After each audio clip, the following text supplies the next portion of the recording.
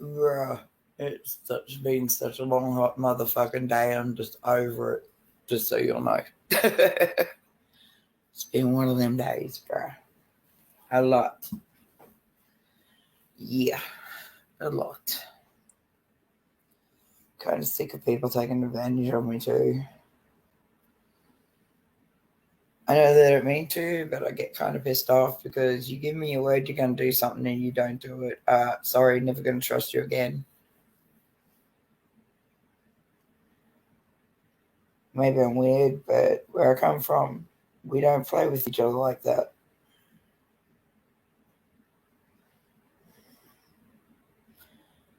We just don't. But I suppose it is what it is. It's been a long last day and I'm just kind of over people at the moment. Hey, Savocious, my love, how are you? I'm just exhausted because I'm kind of always there for everybody that I consider family. But it's funny when I need a little bit back up, they're busy. I don't get that. I just don't understand. Maybe I'm just fucked in the head. I don't know. Sometimes I need to be able to just take a breath and hide behind somebody so that I can sort my own brain out. Oh, that's awesome, Savvy. I'm so happy for you, bub. My entire life I've always had to be the strong one for everybody all the time, and sometimes it just gets a little exhausting. It's nothing aimed at anyone in here in particular. There's just a few people in my life that are just pushing me to the limit, and I'm just kind of done with it. I'm done with their bullshit. It's like, bruh. I give you everything, all of me, all the time. And the one time I say to you, I need to take a breather from this situation. And it's the one time they seriously fuck me over. I'm just kind of like, bruh. You can't be serious right now. You just can't. It's like, I mean, like, these people are supposed to be sort of family, like, in real life. And every time it's always about me protecting them. And I go hard. Trust and believe I go hard. I make the right phone calls. I make sure they're protected.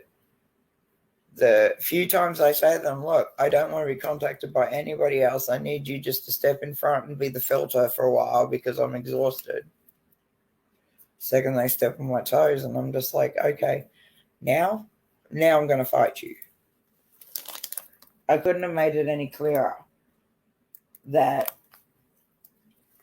I kind of needed a minute to breathe. Hey, Amy. Hey, Freeside. It is just exhausting sometimes always being the one that fucking protects everybody all the time. It's just a little... It's not you guys. It's kind of like in real life.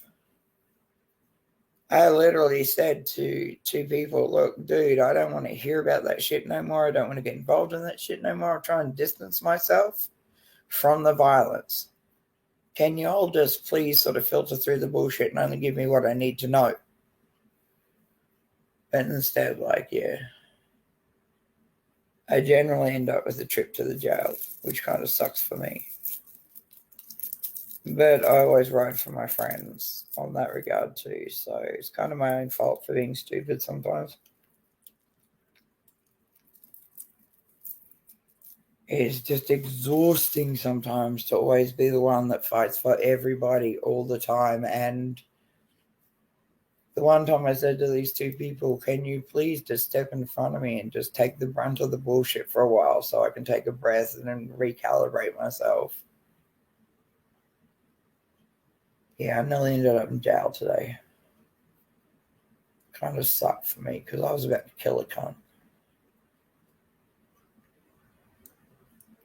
If it wasn't for the fact that the local police know me, that I didn't end up in a jail, possibly going to prison. Yeah, life's kind of fucked up sometimes.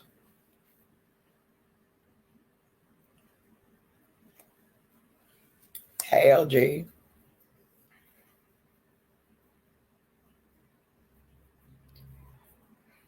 I mean, like, I'm always there for everybody all the time. That's not a problem generally. But I'm recovering from pneumonia, and like, I got into a fucking fist fight and a half probably 2 weeks ago.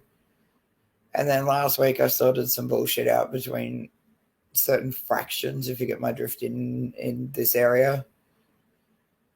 And Monday I just said, look, can you all just give me a break from the bullshit?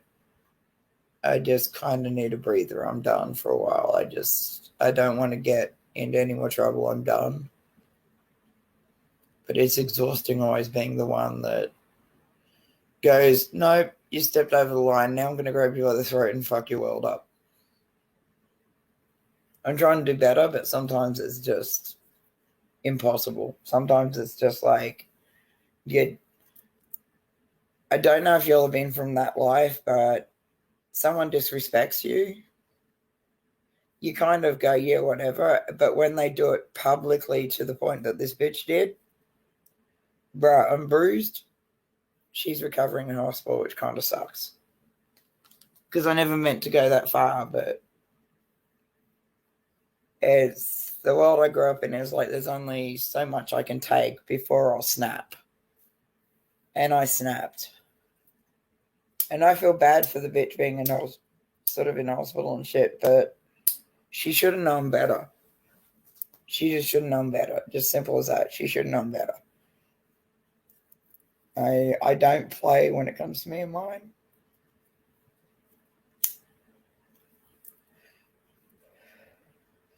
But I'm also kind of mad at those girls because I said to them, look, dude, I'm recovering from pneumonia still.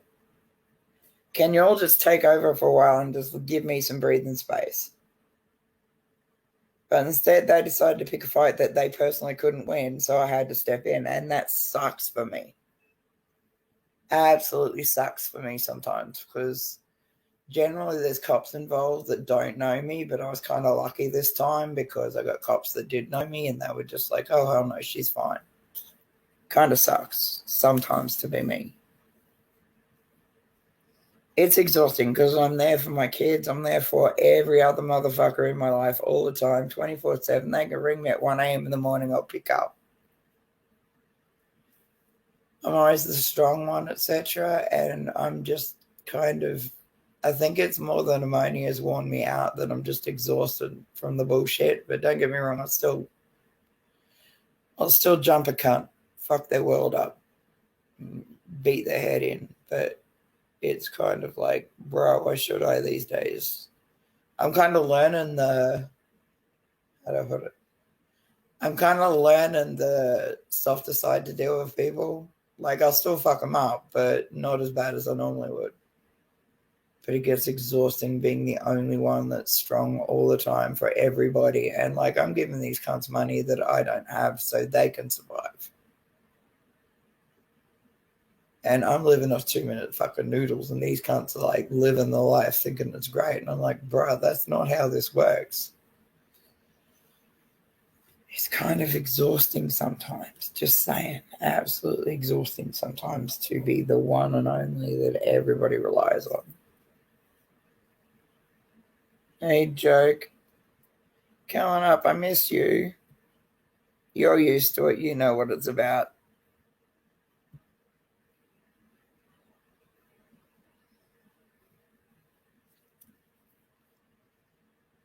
Like, I've been living on 2-minute noodles. This cunt said that she really needed money, so this was not inclusive of what you did, joke. This was like my own money, and I kind of gave it to this cunt, and she's just kind of run with it, and I'm kind of pissed off about it.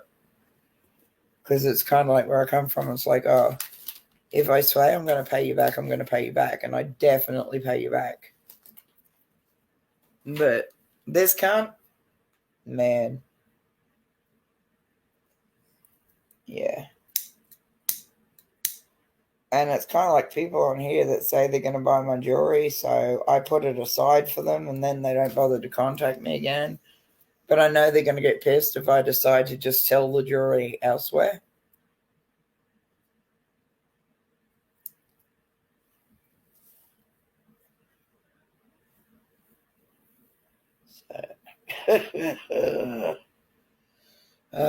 Mate.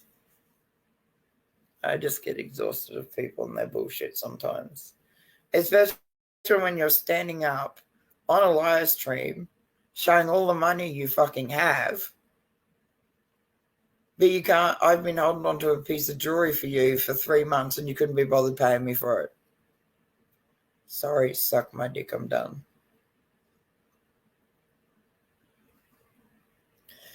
Especially since one of them made some custom jewelry for her. And I didn't charge them because they're mates. Yet they've got an excuse every other fucking week why they can't pay even at least $5 on it.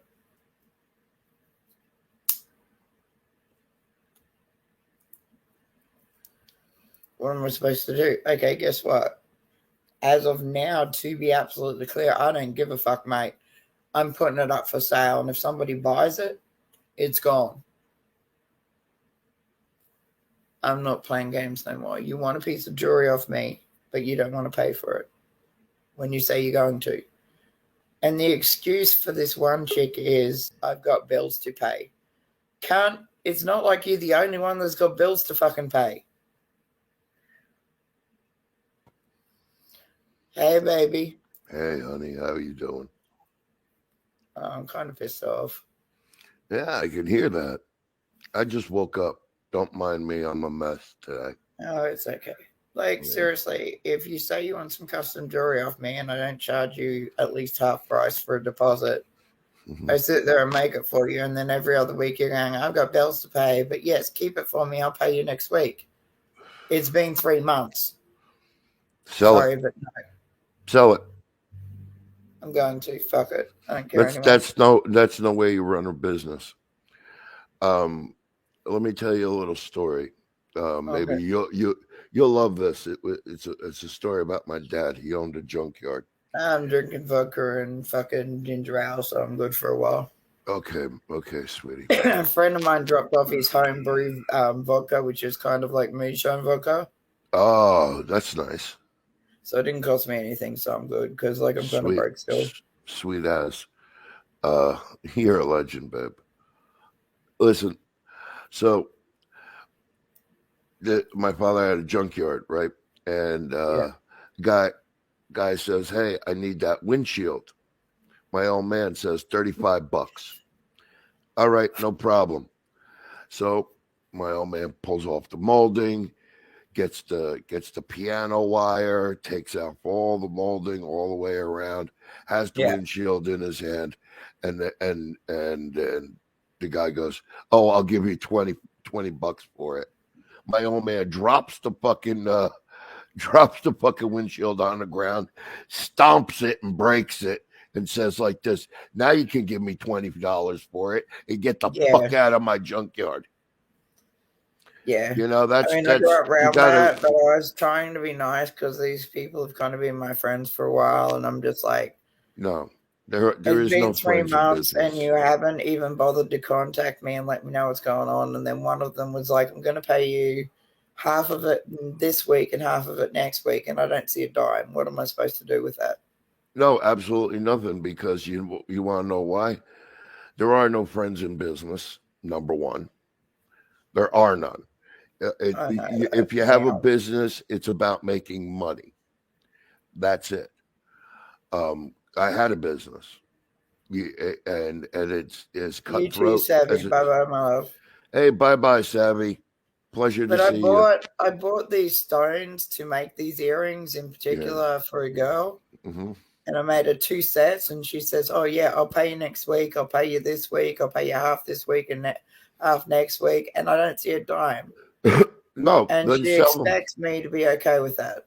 No, don't. Just don't. Make it easy for yourself.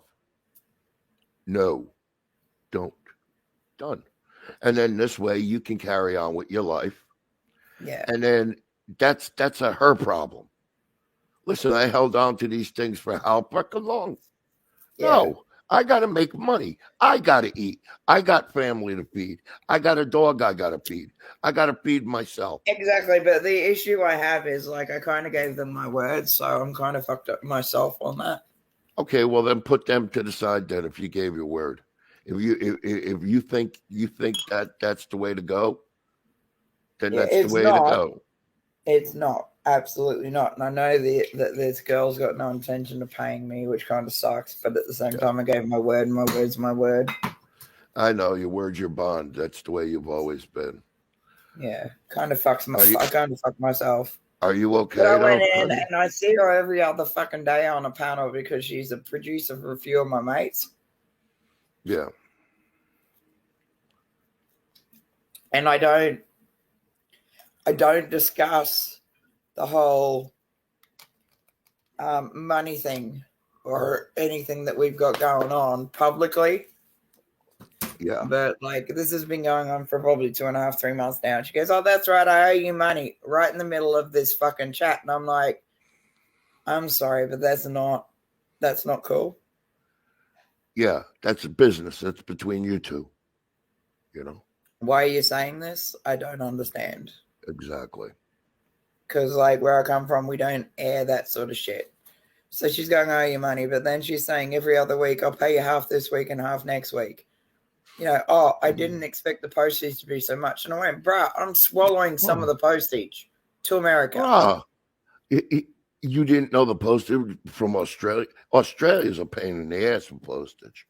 But sending it to America is going to cost a lot more than what I'm charging her. And that's the whole thing people don't understand with me is like, yeah. You're taking it in the shorts. I'll send it to you, but I kind of need you all to do a shout out for me on your own channels. Yeah, I hear that's you. how I'm gonna make some money. But when you're kind of hiding behind everybody else and then you bring it up in a public chat when it's got nothing to do with the situation that like I'm hanging out in, it makes me feel uncomfortable because it's like, bro. Oh, excuse me. Oh, did I come at hey, you? Hey. Say, Ooh, yeah, that's my mating call. Did that taste good? I just don't discuss. Yeah. Like, I just want to go and have fun when I'm on YouTube hanging out with people. Yeah. I don't want to be dealing with, oh, that's right, I owe you money. You don't want to talk business. Just ignore it. It's like, bro, no. Yeah, you could contact you on Discord or some shit. Exactly. Right? Exactly. But, like, the worst thing I did was give this cunt my fucking word. And she still keeps going, "Hey, sissy," etc. Like it's nothing. And I'm like, bruh, I sort out these stones. I spent fucking hours making these 2 pieces of jewelry for you. I gave you a free pair of earrings with it, and you still can't pay me. No. What the fuck? Yeah. It's just like you know me, but if I give my word, my word's my word. So I put them aside. But there's only so much shit I'm going to take before I lose it now. I'm kind of done with the bullshit like that. It's like you either buy from me or you don't. I'm done. Otherwise, I'm just done. I'm about to message her and go, "Look, it's as simple as this. You just missed out. These 2 pair of earrings are the only 2 I'm ever going to make like this because they're spiders. Yeah. And they look really cool. Ask Amy. She's seen them. Mm-hmm. And it's like I sort out these specific stones for these sets of earrings because she's gone through some shit. I'm about to go, you know what? I'm done. I give up. I'm just not doing this with no one no more. It's exhausting. Yeah. Because I've had others interested in it and I've said no because I gave my word to sell them. Well, so listen, I got people hot for this. You got to give me the money for it, or shit or get off of the pot.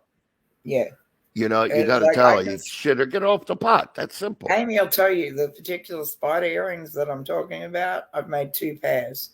Yeah, and they've been custom made for a person, and I've not made another pair ever. I could have, and sold them, but I didn't because I gave my word, and my word's my word. But it kind of fucks me up sometimes with my word.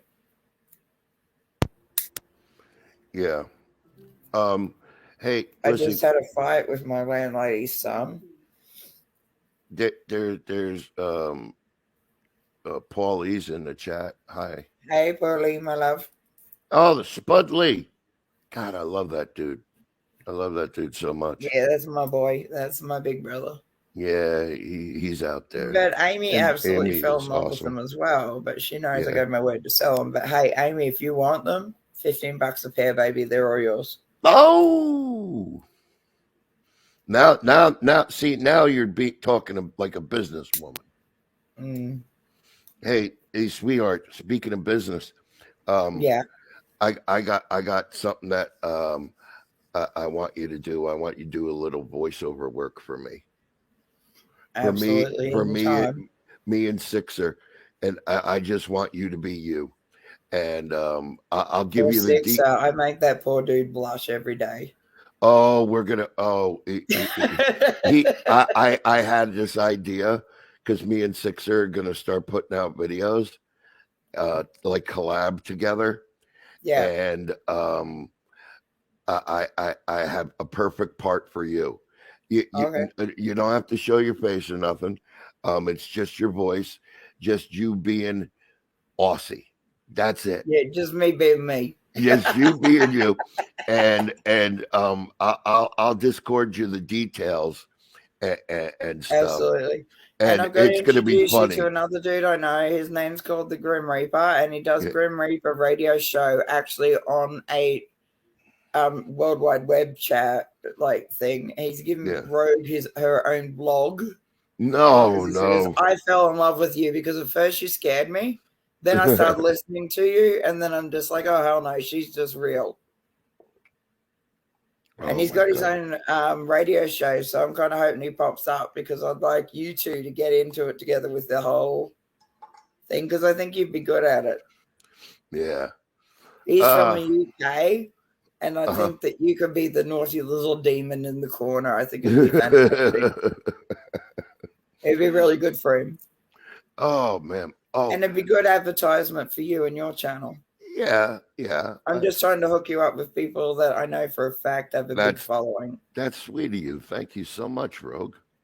Thanks for thinking of me. You are a sweetheart. You know that. You know I always do. I know. But like also expect just know that every time he goes live, there's a possibility I'll pop up and just start fucking being me. Well, that's I honestly think you and Grim Reaper would get along like a house on fire at the same time. He's paid for a personal like pirate radio station and has got no rules, no limits, no copywriting, no nothing. Oh, and I'm just like I think I found the perfect dude for joke. Oh, hey, I know a DJ who does it on YouTube. He doesn't give 2 fucks in a shit. Exactly. But this dude's really cool. He's always got my back. Like when he first met me, he went, holy fuck, what the fuck? Yeah. Now he's just like, no, try and fuck with her and her friends and see what happens. Yeah. See, people don't get you. People don't get you unless they sit down and talk to you. Exactly. And I know that you're the biggest sweetheart in the world. I mean, like, I try my hardest to be kind to people, but sometimes I'm nice till nice is no longer an option. Then I'm going to be a cunt. Yeah, because you're nice, and then people expect to walk on you, and this is one bitch you don't walk on at all. Nope. That is one of the bitches that it's like she's being nice to me. What's wrong here? I know a lot of guys go, oh, hang on, Rogue's being nice. What did I do? Yeah. It's fun just to sometimes be nice to them and make them second guess themselves, but yeah, it's fun just to sit there and watch their faces go, oh shit, what did I do? Oh, you man. know me, you know it's what it is. It is that. Hey, Amy, how you doing, sweetheart? Bruh. I spent some money and shit, right, on my account, and I thought, like, the money I had left in my account was free money, sort of like to do with what I wanted. Yeah. And instead, it's like, you're behind in your payments of $117.58. And I'm like, how the fuck did that happen? I'm so What the hell? confused. Oh my goodness. Uh, I'll talk to you later on that. All right, my love. Because I don't understand how I can spend money in my debit card when I don't have the money. Habit. That confuses me. That see, my debit cards refuse to like my bank won't let me spend the money if I ain't got the money. Yeah. You know, I got three cards. I got a mate that knocked on my door and he needed a place to stay because like him and his fiance broke up and some shit went left for him and stuff. And you know me, absolutely, gosh, yeah. There's a bad crash. Yeah. You know, that's just me. He still can't come anywhere near me first thing in the morning because he will kill him and he knows it. Yeah. So it's kind of like there's a spare bed in the other house that's on my property. Go ahead, stay there. And he needed some shit, like he needed to get his driver's license organized so he could go to work. He needed some food, the basics. Yeah. And I'm just like, here you go, here's the money for it, etc. And I thought that I was all good, but instead now I just got a message from my fucking bank probably about 5 hours ago saying you're $117.58 over your limit. And I'm like, how does that happen? I've got a debit card. I don't have a credit card because I don't like spending over what I've got. Yeah. But I just wanted to make sure this kid was all good because he needed to go to work. I gave him my car. Yeah. And I paid for his license. You know, I made sure he had food and shit. And he knows, like, dude, over in the other house, you do your thing. Here's food, etc. Don't involve me. No, and I'm good. And I just live in my little world with my dog and I'm good sort of thing in the other side of the property and I'm good sort of thing. But he's just like, come midday, he goes, I'm bored, so I'm just going to come over see you. And I'm like, what happened to your job? And he's like, they'll call me if they need me. And I'm like, that's a bit sus. But okay. Yeah, that is a bit sus. I mean, I hate that word. I paid a fortune to make sure this kid was all good. Yeah. And I'm just like, bruh, you just can't be doing this to me because I just can't at the moment because I've been sick. I was recovering from pneumonia for like 2.5, 3 months now. I wasn't drinking. I wasn't doing anything stupid. My mates came over on New Year's Eve, but however, with some inside vodka, which was kind of interesting shit because it dropped them on their asses. They were all passed out prior to here. And I was still standing going, I don't understand. Why are you such weak cunts? What's wrong with you pussies? You're telling me this shit will knock me on my ass and give me a hangover. I've never had a hangover in my life. You know what I did the next morning? Just be an absolute cunt because I woke up, they were still here. And I'm like, why are you still in my house? Yeah. So I just started vacuuming. Oh. While they were there. They're waking up going, I got a migraine. Not my problem. Get the fuck out. Not my problem in the slightest. Fuck off.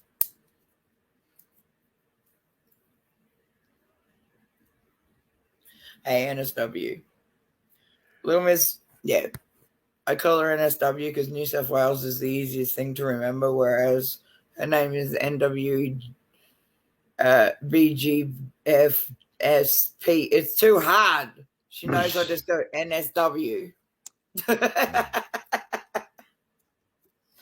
What's the difference between a golf ball and I'll put it politely, a man's penis that goes missing?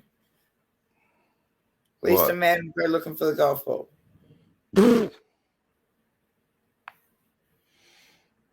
That was terrible because you were being correct, politically correct. I gotta go get another cup of coffee. You get to see my butt and my new good. Underwear. Show me that butt, baby. Oh, geez, Can I play strut without getting into trouble?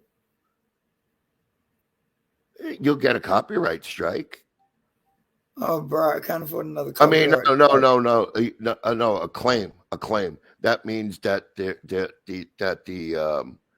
owner of the video will take all the money that this video makes.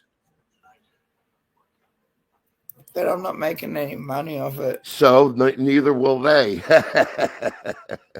All right, good to know, because I'm about to scar some people for life, because this is my... Okay. I never knew this existed before, joke. And I'll be right back. Americans. I'll be right back, honey.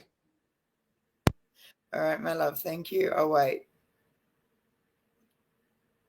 I could call you TOS, but unfortunately, I've got to make call term of service on here. Can I please play this song for you? Yeah, Amy's into it already.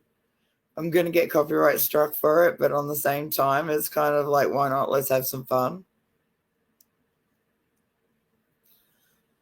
Especially NSW. She'll absolutely love this. She'll think it's hilarious. You all ready for this shit? And I apologize in advance for all the men in here because I don't care.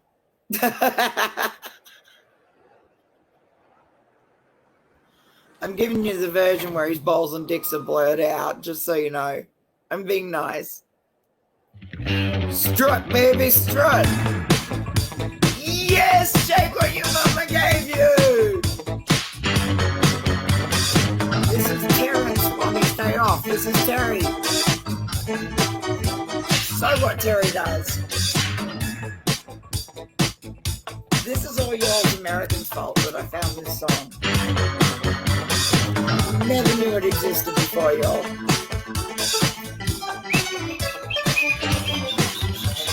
Here's my strut, do-do-do. Strutting my way on over you. You like a strut, I like it too. Strutting my way on over you. You like these days, got nothing to do. Hit the sidewalk and strut, baby. Strutting in the morning, strutting the noon. Strutting in nighttime under the moon. Hey, you, I like it too. Do you mind if I strut for you? Baby, feel free to strut for me. Sorry, you got a strut. Everybody NSW, that thing goes side to side. Strut so hard with strut side. Strut your way into my mind. I'm proving. Strut so fun. Dude, shake what it your on mama cost gave a dollar. Take my dog, don't forget the time. But I'm the dog and I like your smell. Can't help. You strut so well, and baby, you got a head start. Strutting your way into my heart. Take your head off, make yourself at home. Have a steady night, and strut on home. Day one, I'm in love with strut. Day two, I'm in love with strut. Day three, I'm in love with strut. And guess what? I'm in love with strut. Day one, I'm in love with strut. Day two, I'm in love with strut. Day three, I'm in love with strut. And guess what? I'm in love with strut. I like that strut. Do you wanna go strutting the strut? You like my strut? And let's go strutting. I like that strut. Do you wanna go strutting the strut? You like welcome to my baby. Yeah. Come on, you said I could see your butt cheeks. Stand up and shake that booty for the girls. There you go, girls. He's strutting his booty. A question for you. Want to strut with me? Think I make you smile. So I was like, yeah, I did do that earlier. I said, Amy, I'm going to play the way you strut like no one else. You got a thing all by yourself. People can't hang you, can give them hell. You strut like he's actually traveling around the world singing this song. Got all night, got nowhere to be. Pretty fine, just walking with you. Hold your hand while you was a left tune. Tell you what, if you like a strut, I'll walk ahead. You can look at my butt. Objectify, but don't cross the line. Ruthie and Joe, me, you, and Devil Pop. Up and down the block. Flash your feathers and walk on by. You strut so good, you make Jimmy cry. I can't believe that strut me me. Let's strut somewhere everybody can see. And next to you, filled up with pride, we go boom, boom, side to side. Day one, I'm loving strut. Day two, I'm loving strut. Day three, I'm loving strut. And guess what? I'm loving strut. Day one, I'm loving strut. Day two, I'm loving strut. Day three, I'm loving strut. And guess what? I'm loving strut. I like that strut. Do you wanna go strutting and strutting? You like my strut. And let's go strutting and strutting. Do you wanna go strutting and strutting? You like my strut. And let's go strutting right now.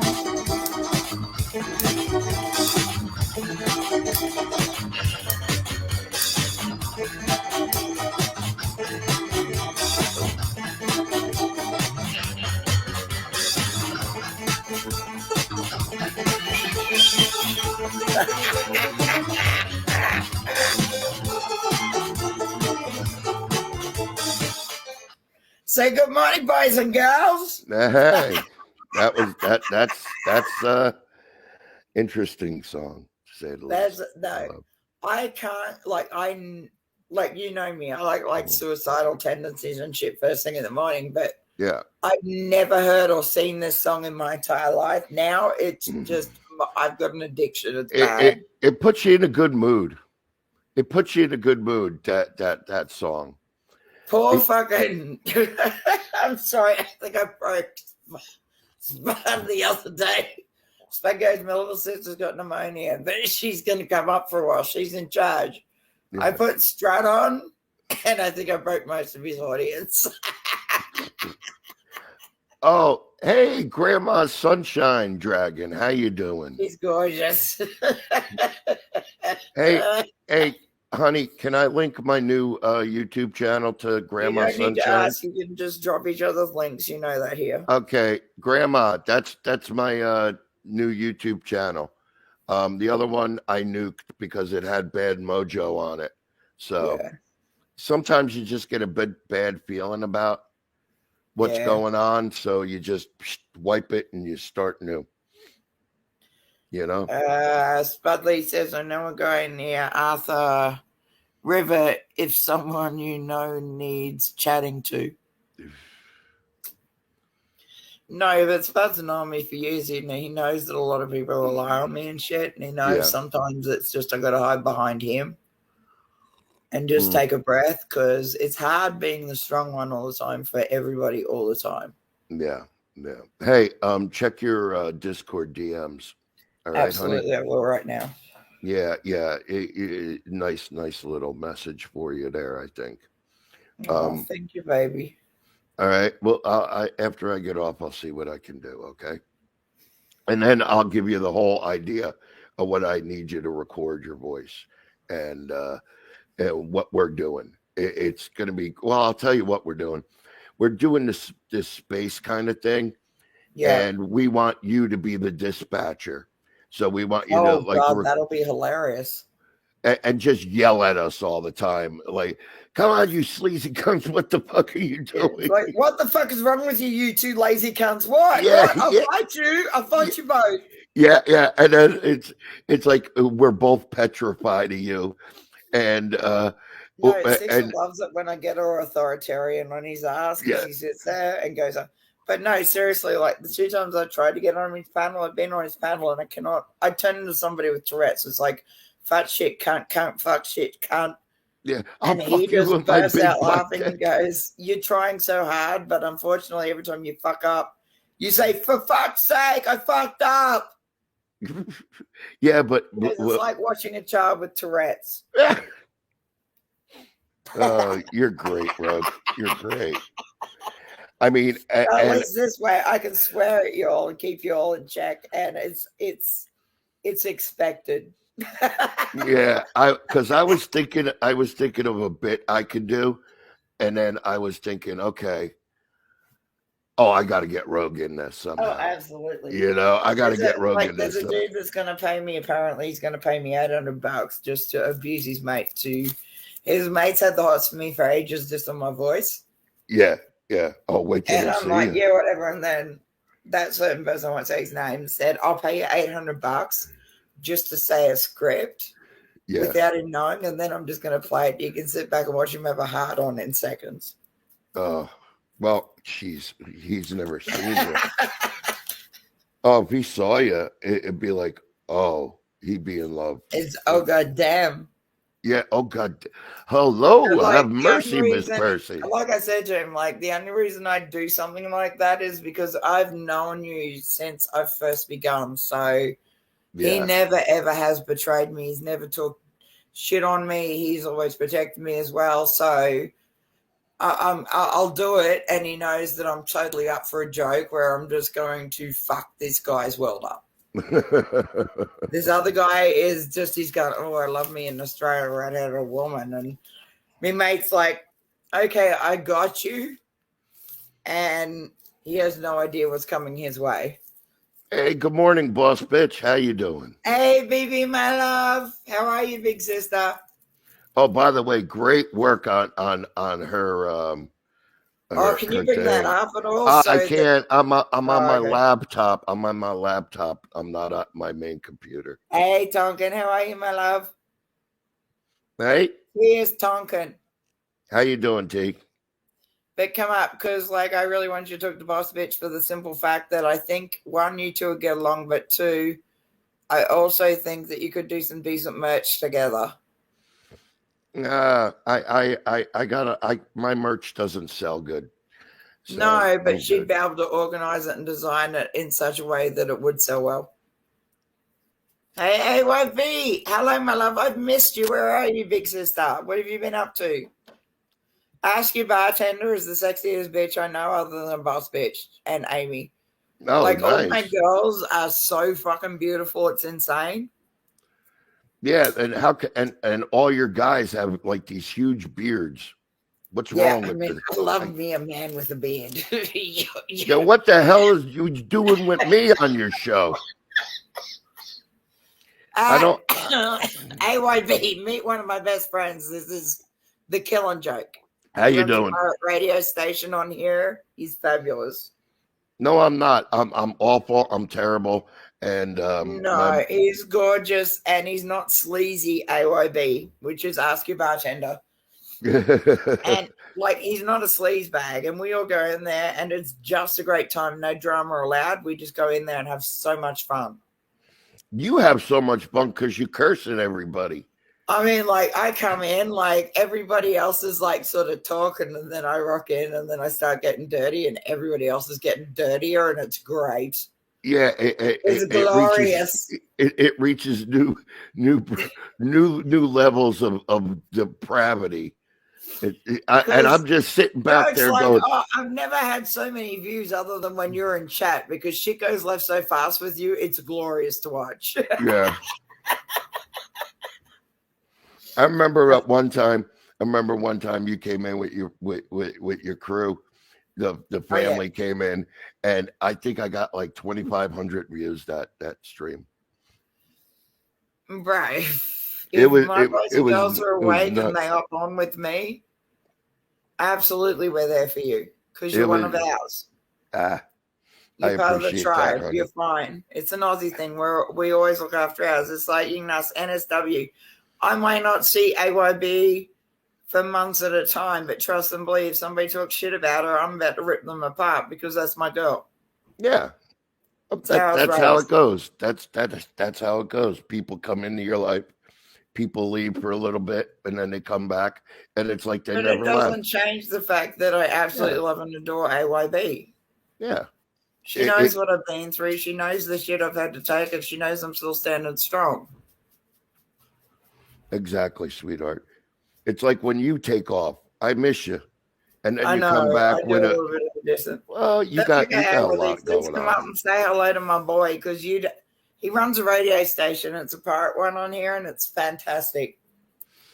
Like, everybody seems to lose their mind when I'm in chat there, but yeah. Yeah, it's like everybody drops their pants and just sits on the couch. Yeah. Oh, telling stories about how you answered a door with no top on, and it's like, oh no, like AYB will laugh at this, like, because she, like, so does Boss Bitch. Like, I'm completely unaware of my body. Like, it's why when I get sick, I don't realize till it's too late, because I don't feel pain like other people. Yeah. But like, I have had 3 deliveries. 2 of them where they've seen my titties because it's been hot and I'm just like not wearing a shirt and I give 0 fucks. So I'm wandering around doing my own thing. Open the door, made 2 of the delivery guys too. About, I think was it a week and a half ago? Yeah. I was butt naked, completely was in my own zone, playing Pink in the background while I was doing my own thing, so things sculpting, because usually I listen to Suicidal Tendencies when I'm painting, but when I'm sculpting, I listen to Pink. And I'm like wearing panties and nothing else. And I opened the door, and this poor dude, mate, he did not know where to look. It was hilarious. He thought he walked into his own little fucking porno. I got a delivery for you. Like, I'm completely unaware of myself. It's kind of like I'm at home minding my own business, doing my own thing, and it wasn't until I opened the door I went, oh shit. It's like it took food. me a minute to clue into what they were looking at, and then I'm like, look down and going, give me a sec, and I went and go and put clothes on. I would have just grabbed the package and said, see y'all later. I mean, like, I don't mean to. It's just like sometimes I'm just like, whatever, and I'm just like, yeah. It's like I live in the bush, mate, so Yeah.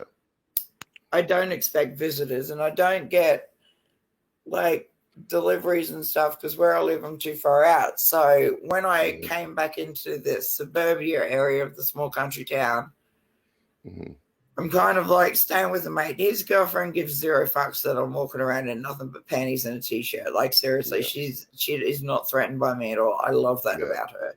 Yeah. And me mate's like, Jesus Christ, did you not realize you weren't wearing a shirt when you answered the door? And I'm like, no, I didn't.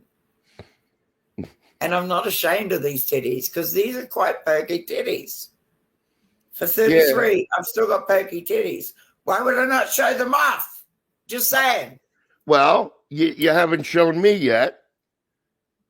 I did, but you didn't like what you saw because I had a big old dick as well. Well, I did. Oh, I did not like that. Oh, that picture. Oh, No, I hate you for that picture because it wasn't like I'd sent like this dude kept asking me for titty pics. Wasn't you for a change? And I sent her the pic that I sent to this dude, and I said, it's funny he no longer talks to me.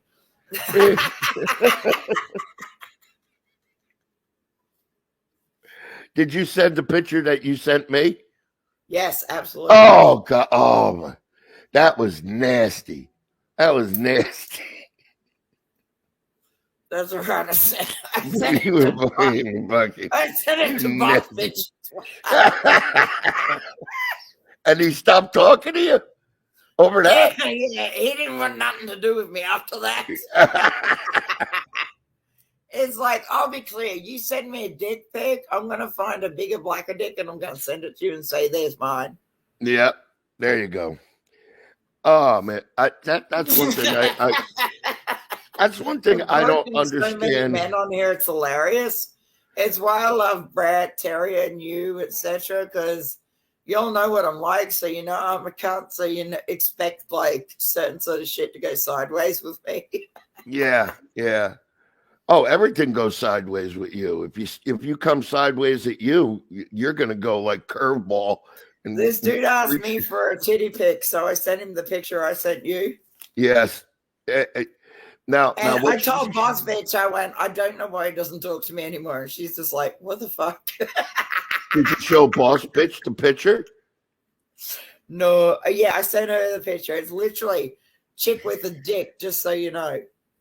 Yeah. It's like us women, seriously, us girls need to, like, I don't get the whole jealousy thing on here and why they tear each other apart. I could never do that. Yeah. I don't get it at all. Like, the internet is really high school. Amy was getting all attention, and somebody DM me and go, "You're so jealous of Amy," and I'm like, "Get the fuck out of here! Amy's my little sister. Yeah, I love that girl." I mean, the internet is just one big fucking high school. I got fucking messages yesterday from Roots and Amy, and I brought this up on my show the other night, and it just pissed me off. Because you know me, I just joke around and say shit just to say shit, right? But somebody cherry picked something that I said that, or something that I got voice chats of Amy that I recorded voice chats with Amy. Now, me and Amy did. That's like no one else's business but yours and Amy's.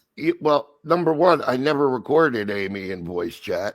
And number two, get up here, AYB. I miss you, and I want you to meet Joke. That's my dude for 100. And you'll love him. So will BBB. BB, get up here. And then number two, you can help up for a few minutes, BB. I'll make it worth your while. I'll offer to talk dirty to your old man for an hour. She's not going to come up now just because I said that. But she knows I can't because, like, have you met Tennessee Panty Melter on here? Tennessee Panty Melter. I rename all the boys, right? This dude came up. He was called Cyclops Stacks. I absolutely adore him. But he's from Tennessee, and his voice is just like, I'm sorry, girls. God damn. It's like I renamed him Tennessee Panty Melter, right? Yeah. He forgot to correct his name, so he hopped up on another panel with Tennessee Panty Melter on it. And they're just like, what the fuck? And he's like, Rogue was involved, and they're just like, oh, that makes perfect sense. Well, then forget it. All is forgiven. Yeah, we got you. We got you. We know. Oh, you haven't met Joke yet? Yeah, this big guy. Oh, where is he? Hello, baby. He's your baby. Hello, baby boy. He's your baby, aren't you? Yes, you are. Daddy's boy. Yeah. This is Grumble Snorts. He's just a big old boy. It sounds stupid, but I don't even dox dogs. I wait till the owner says something. Yeah. That's okay. That's okay. Maybe other people don't know his name. That's why he's a good baby. Who's your baby? He's just a big cuddle butt. Yeah. You got bad breath this morning. Yes, you're a good boy. Girls, just top up for 2 minutes most. It is when you meet my boy Joke. You'll love him. It's fine. They can see enough of me right here. Yeah, but drop your link so that they can subscribe, so they can jump up and hang out with you. All right, no problem. If you see, Boss Bitch enough to, I think you've already modded her. Yeah, I've let Boss Bitch in there. Yeah. She'll mod you too. Yeah, he'll mod you. Ask your bartender. Yeah, I met Boss Bitch. She's cool as shit. Absolutely. Hell yeah. Okay, come on. It was funny because, like, you know how you were wearing the Steven Seagal fucking filter? Oh, yeah. It fucked Terry up, and do you know what Brett said? Brett goes, no, I'm sorry, I like that dude. No. He stood up for you. He was like, no, I like that guy. He's funny. Let him go. Because it's good that everybody have a place to go to that's just a refuge from all the bullshit. Yeah. And I push them all towards you for that reason, because you're not full of the bullshit and you just love to have a good time. Yeah, that's it. But you still owe me a co-host job. I know, but I mean, your hours and my hours kind of clash. You know, it's your nighttime, it's my morning, you know, and you're like in the future. I think it's tomorrow in the land of down under, and it's like the Friday. Yeah. Already? Yeah. See, it's still Thursday morning here. Hang on, I'll tell you what it is. It's Thursday, 2nd of February, 9:36 p.m. Oh, okay. It's PM now. I gotta grab you. Show me your nipple and I'll be happy. No, I showed you my butt. No, I still want to see nip butt. No, I showed you my butt. Show me your nipples. You know I love your nipples. Stop it. Oh, no, bro. I got accused of Hell yes, look at that boy's nipples. God damn, he's got a hairy chest as well, girls. And a big giant scar. Bruh, I'm trying to auction off the boys with beards, right? And I got told it's human trafficking and got abused for it. And I've just burst out laughing. I'm like, no. What we're going to do is actually raise money for a good fucking cause. There's a difference. Yeah, everybody does the auction. It's not human trafficking. If bad. Hey, big brother. G'day, little sister. Sounds like AYB at Spud's met like me since I was a baby, and I spilt blood with AY with him. So AYB and Boss Bitch, that's literally my blood big brother, because it's kind of like where I come from. It's blood in, blood out. That's my dude. That's your ride or die. That is just like y'all are, but like Boss Bitch and AYV, no. If they're not around to defend themselves and somebody runs their mouth, I'm going to fight them. I give zero fucks. Yep. Sounds It's like like, you I'm sorry, but those are my girls. You want to fight? Okay, I got you. Sounds like you need a big hug, little sister. I Can do. you? It's hard. Like, I don't know. Like, y'all ain't from. I don't know if you'll recognize like the lifestyle I'm from, right? But I've lost all eight of my older brothers and my dad, right? And my dad and my two eldest brothers. That was my fault that happened. But No, it wasn't. That fucking. Oi, okay, stop. like Shit, Spud, for fucking. instance, will send him a message and just go, dude, I'm happy to help you, and I just want to stay in the background. He knows I need that breather. He goes, yep, fine. It wasn't your fault. It's just a lot sometimes because like every single one of my brother's baby mamas expects shit from me all the time.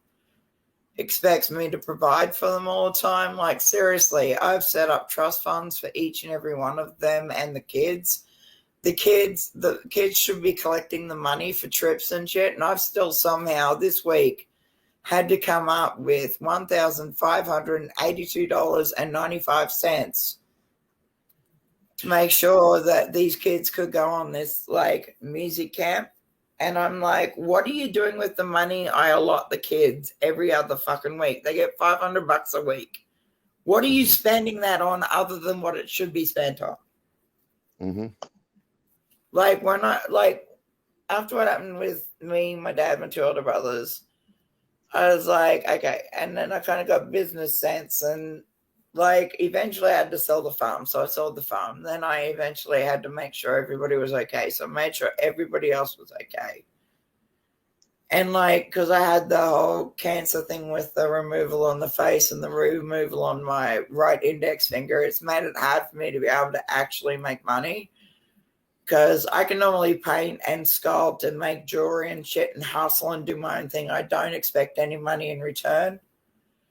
But I've had to hustle so hard recently, and they give zero fucks. They're standing there with their hands out, and I'm like, do you not realize you're just baby mamas?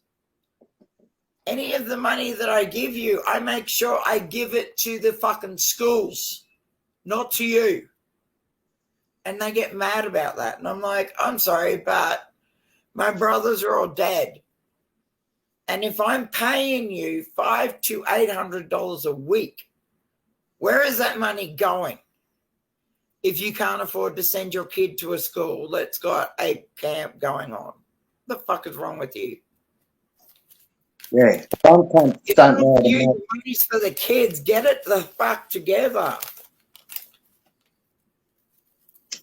Man. Like I generally try to keep the peace just so I can still talk to my nieces and nephews. But when they rang me last week, I was like, yeah, whatever. And then as soon as I got off the phone, because Joke knows I've been so sick with pneumonia and shit, I just broke down in tears. I was like, it is so hard to be always the strong one for everybody all the fucking time. No. It's exhausting. Well, you know what, Rogue? Take time off for yourself. You always gotta like unplug once in a while and say, "Hey, I'm on vacation now," and just blink and shut it off. Yeah, well, my two nieces and nephews, right, are visiting grave sites that don't actually have my brother's bodies in them because of what happened to me when I was 16. Yeah.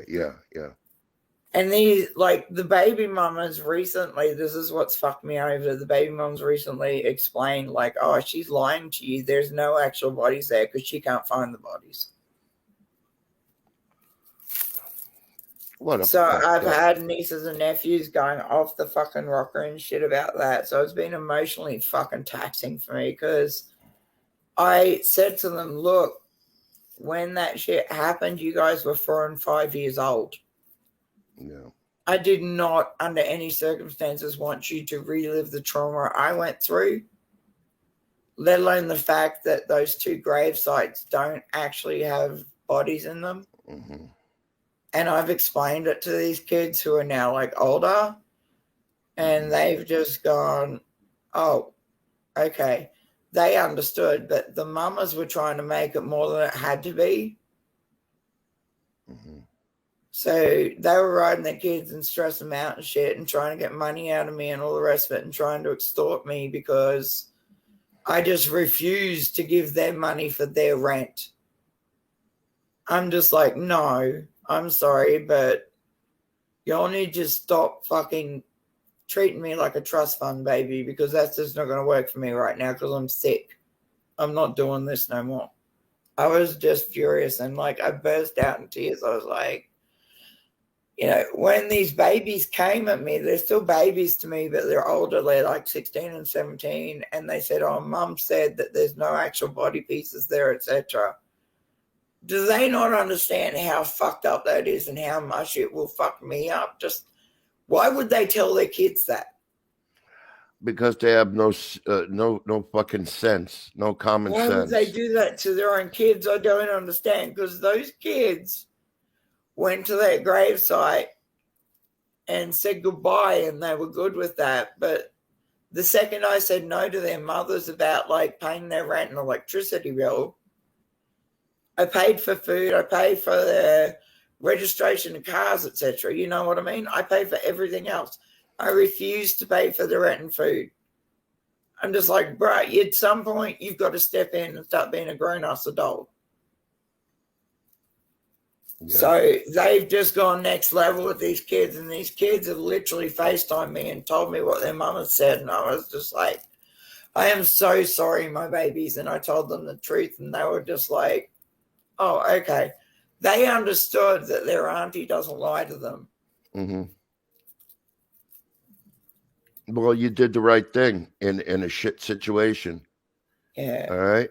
But I try so hard, and everybody else gets everything, and I'll starve for 3 weeks before I let one of them go without. But recently, it's kind of like, I'm sorry, but what are you spending your money on? Seriously, what the fuck are you spending your money on? I've always paid your rent, your food bill, your electricity bill, your school fees. Mm-hmm. What the fuck are you spending your money on? That is supposed to be going to the kids. Exactly. Hey, good day. No, but hey, okay.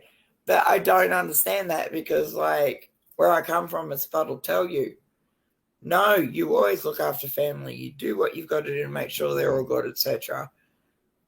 Like, any money I get generally goes to these kids' camps, these kids, like, whatever they need.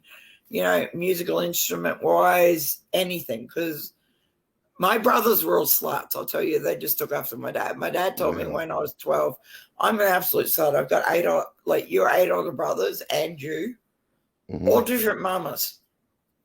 But he took responsibility for his kids. There's the difference.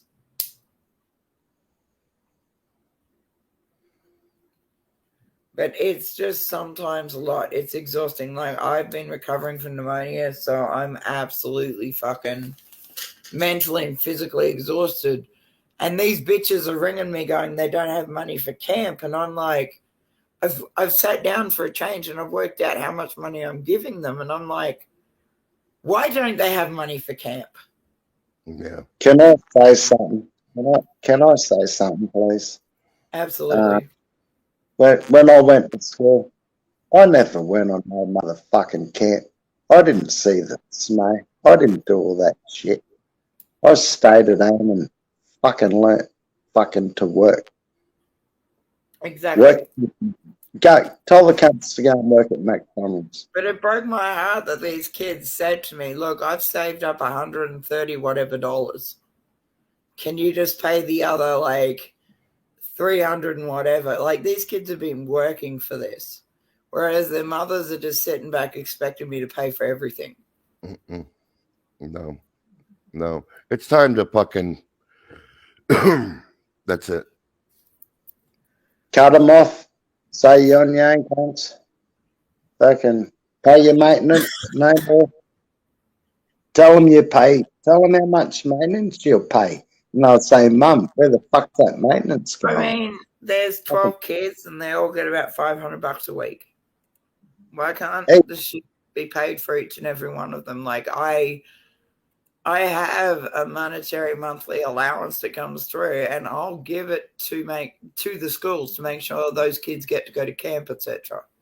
Mm-hmm. I'll starve for a month. I'll be right back, Rogue. I need a cupper. That's okay, my love. Hey, Nicola, my love, how are you? I'm at work. Can I see your nipple?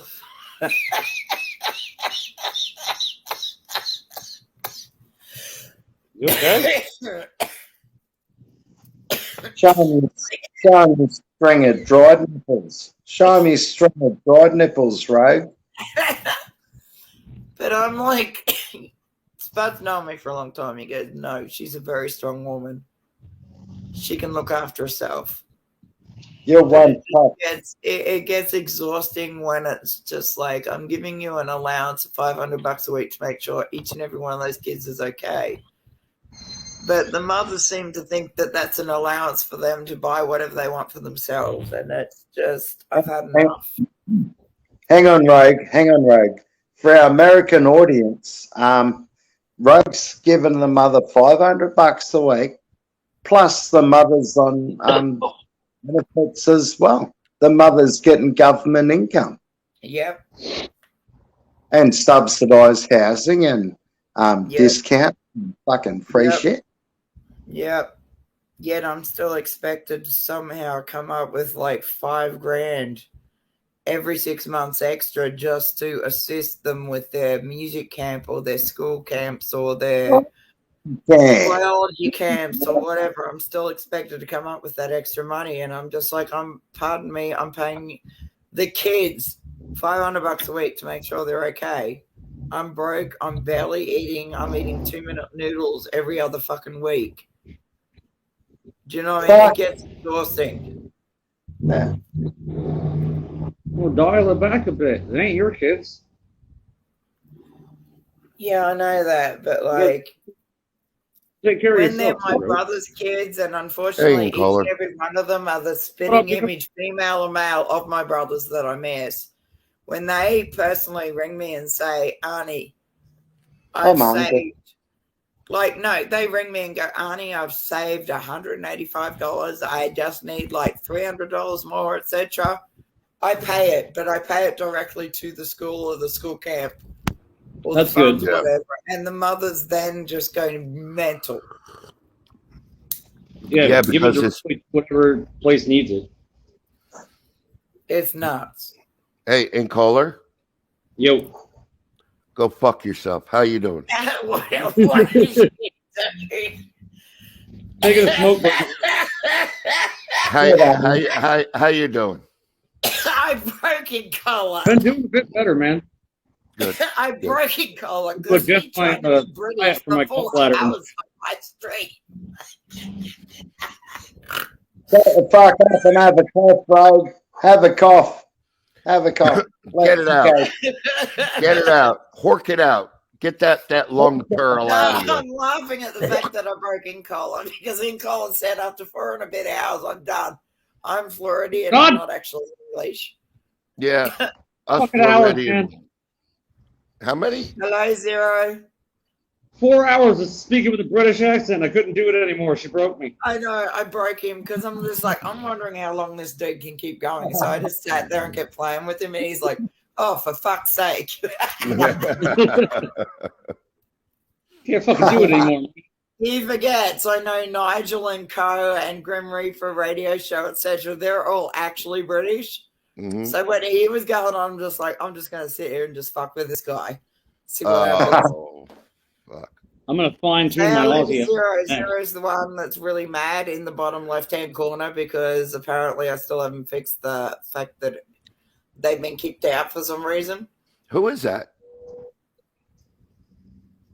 Oh, Zero's cool. Zero's one of my mates. Bottom left-hand corner is Zero. Oh, okay. Is his name? Zero, me, you damn it. muted yourself, my love. G'day, Zero. You're muted, mate. No, he sounds great. He does. He sounds fucking perfect to me. Fucking nice fire. That fire's That's Fucking lovely. day out today. Now that's a fire. I agree with Spud.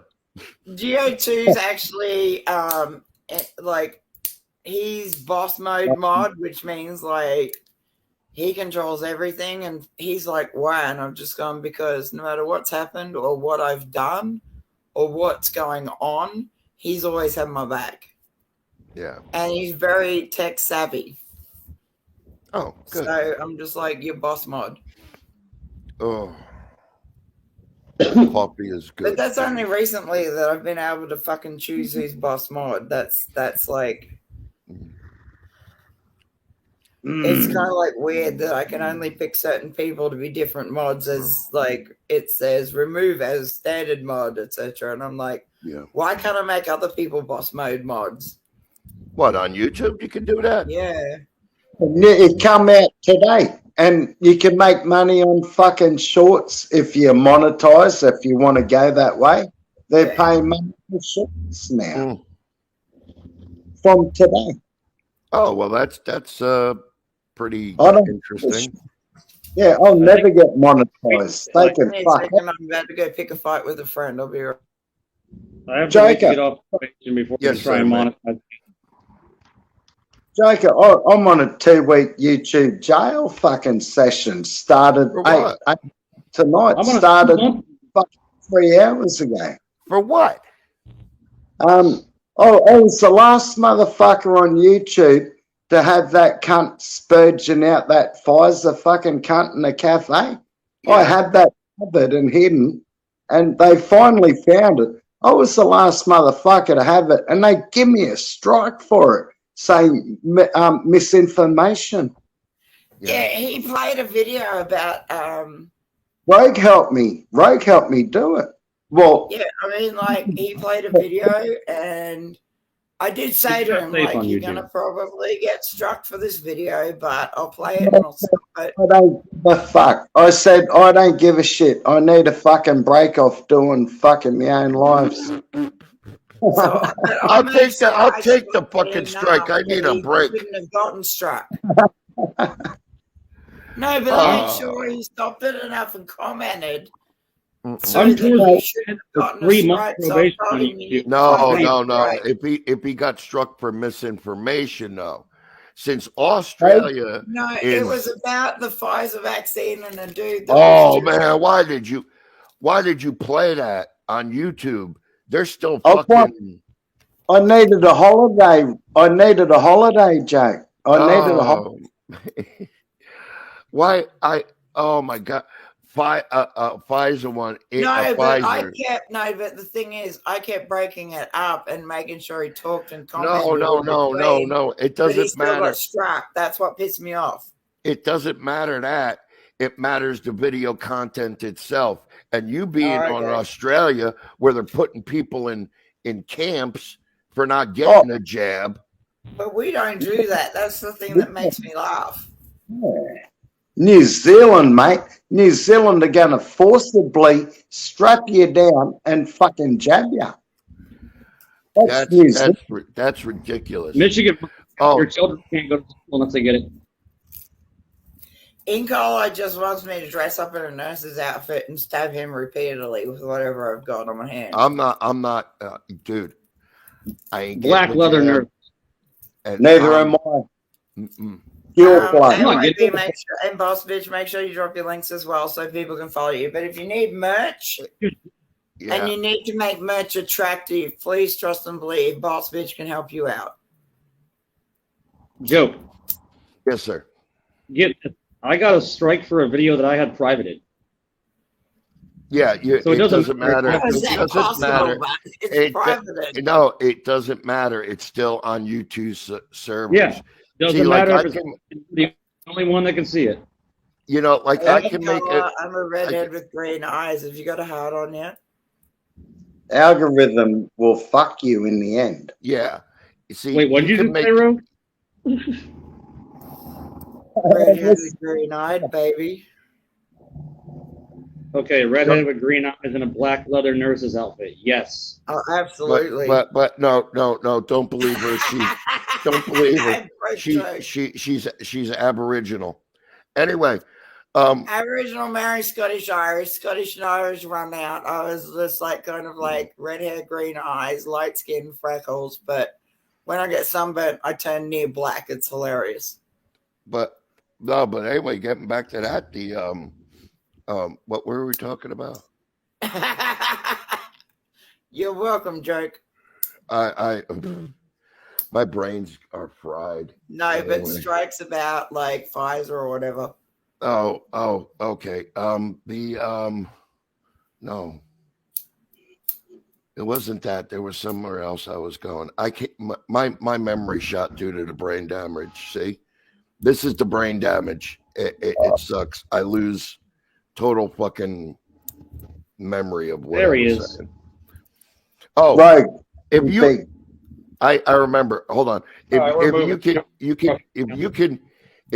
you even make a video nasty for Rogue, right, and private it, they'll still strike you down for nudity and community guideline strikes, even if it's private. Because it's on their server. Graham, because Graham's got his own radio station on live on a fucking UK stream. Yeah. Where it's all about free speech and you can have some fun. I'm just like, the only person I can think besides Spud is you. So I need you all to just start supporting him on that. It's not on this platform. Okay. But he's given me an entire blog just about me. And the way he explained me was so sweet. Can we play whatever we want? Absolutely on his. Get better audio, Spud. Use this 2 weeks to get better audio. You got a good show. A laptop to be delivered, my babe, so don't give him too hard a time. I know. But get better audio. You're in the big leagues, pal. Yeah, but the thing is, I hop on and I just hang out backstage and shit and just play the music he wants me to play and stuff. And he's just like so grateful. And I'm like, it's fine because like sometimes I just don't feel like interacting with people. Yeah. And he gets that. Come in and help me. Check this out. I'll always come in and help you. Oh, look at that road! Black ball bearings. You're all welcome.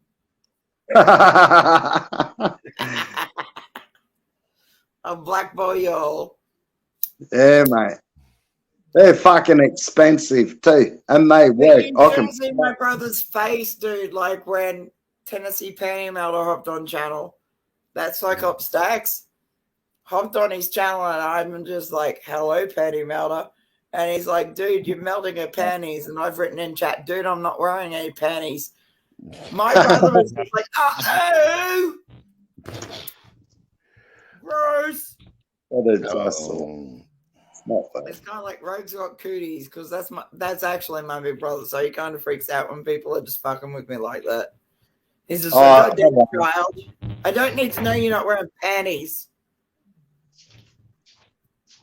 Nice. Like, have you ever worn panties after you were fucking 18? Like, have you ever? Rarely. They generally get in the way. It's why I don't wear them. You know that. I know you wore them at work one day. Because someone tried to have a go at you and you had panties on. I tried. Yeah, you and Wongy took care of that cunt like there was no tomorrow. Yeah, well, he didn't last long. No, he didn't. Because, like, I climbed a ladder to try and, like, put some stock up, and I've turned around all of a sudden, and I've seen him and, like, Spud and Wongy lose their fucking mind. Now, mind you, Wongy's got like one functioning leg as a human being and another leg that's fucking disabled as fuck because he's lost it to a bike accident. Yeah, but I've never seen Spud and Wongy move so fast in their entire lives. They weren't having none of it. They were just like, "Oh hell no, she's one of the boys. How dare you objectify her like that?" They don't play when it comes to me. Sort of reminds me of that movie. What was it? Naked Gun, where Priscilla Presley's up the ladder, and our mate's down there, and he goes, "Nice." You guys weren't around at the time. That's the thing that got me right. Was generally the boys usually go up and sort it out. But unfortunately, I was called onto the job site to do it at the time. So I'm just like looking around for him and Wongy. Neither of them were around. So I've climbed this ladder, and all of a sudden they're beating the fuck out of this dude was at the bottom of the ladder. I was completely unaware that he was at the bottom of the ladder bar until I turned around because he was getting his ass beat by Spud and Wongy. Because they were both going, oh, hell no. That's our girl. Fuck you. Yeah, but nowadays, Ray, we got to look out for each other even more, mate, because there's a lot of fucking facts out there, eh? Some of the females on the job sites bother me these days because they just don't know. They take shit too far. They got to stop buttoning down. They got to button up. They got to button their shirts up. They haven't got a hairy. If you stand there with half your titties out and fucking a short, tiny skirt, you climb a ladder. I'm sorry. But boys are going to be boys. But I'm not saying that's an excuse, but I'm just saying, dude, watch yourself a little more. Because I always made sure I wore pants after that and a T-shirt. And it was buttoned up, but I still had cleavage and stuff. But it was only because the shirt was so tight around my neck. And most of the boys understood that. But it was just ridiculous that I had to go to the extent of wearing pants. Because I generally wore a skirt and shirt, etc., and did my thing. It wasn't a problem. But that one particular day, Wongy and Spud were supposed to be doing a job. They didn't show up, so I was like the next person in charge to do it. So I hopped up. I had no clue there was a dude at the bottom of the fucking ladder just trying to take pictures of up my skirt. Oh, I've never seen Wongy and Spud lose their minds so fucking quickly. Like, they lost it. Fucking Rogue. It's in our game when you're up a ladder, some cunt holds the ladder for you. Fucking, you don't take photos of their fucking ass. Do that now, mate. You'll go to jail. Back then, we kicked that cunt's ass, but now, holy shit. You and Wongy were very clear that dude was never ever allowed back on the website with us. I'm trying to. Oh man, we've worked around a fair bit, mate. Fuck. We've done the East Coast. I like before I kind of moved into the same area as Spud, I just kind of like talked about this one dude that he'd lost his leg in a motorbike accident, etc. And I'd been there, like I was like literally showering there, changing clothes there, etc., and just hanging out with him because he used to wake up and he had this phantom pain like there was no tomorrow that he'd lost his leg. So for 3 months, I spent 3 months with this dude, hard on, not a problem, you know. That was my dude. My kids called him Uncle Wongy all the time. And we kind of got separated, but Spud was like, there's this dude that's, you know, talking about a chick, and I swear it's you. And I've gone, it is. Like, he lost his leg in a motorbike accident. This was shortly after he protected me and some shit went left. And it's why he lost his leg, because, like, he got sideswiped by a car and it took his leg off. And Spud had always, like, gone in and protected Wongy without knowing that I was the chick that spent, like, 3 and a bit months with him to make sure he had a leg. But mind you, about 2 years later, he pissed me off to the point where I grabbed his artificial leg and I turned it into a door knocker outside because he was just being a cunt. We had a guy here, he wiped out a motorcycle and his arm was out and got taken off by a mailbox post. Oh, ouch. Oh, that's got to hurt. Yeah, I had a bike accident and my missus lost half a knee. I hit a cow. I hit a fucking cow. It was on a GX XR 1100. Fucking up in it. Saw the cows. Fucking backed off. Fucking tried to go. No chance. Boom. I had Wallo, can you come up and show the I had- paintings you did a few months ago, because I can guarantee you one of these boys will want to buy them. Hey, Craig, sweetheart, I gotta run. I gotta go. Okay, honey. No, Yes. See, no, I gotta get ready for a show, honey. I don't care. I'm going to fight you. You're not allowed to go. You need to just put I'm on Rogues and just send my link. Do your show from Why Rogues. you shit here? I don't give a fuck. They're not going anywhere. No. love you, man. Hey, when he coming on? How many hours? Or half an hour? 10 minutes? When he coming on? Half hour. No. I'll be Why? there. I gotta do things. With me. I got my own show. I don't care. You Shut up. I'm doing a show. I'm doing my own show. Well, I'm going to be co-host. I'll fight you. Don't even. You know I will.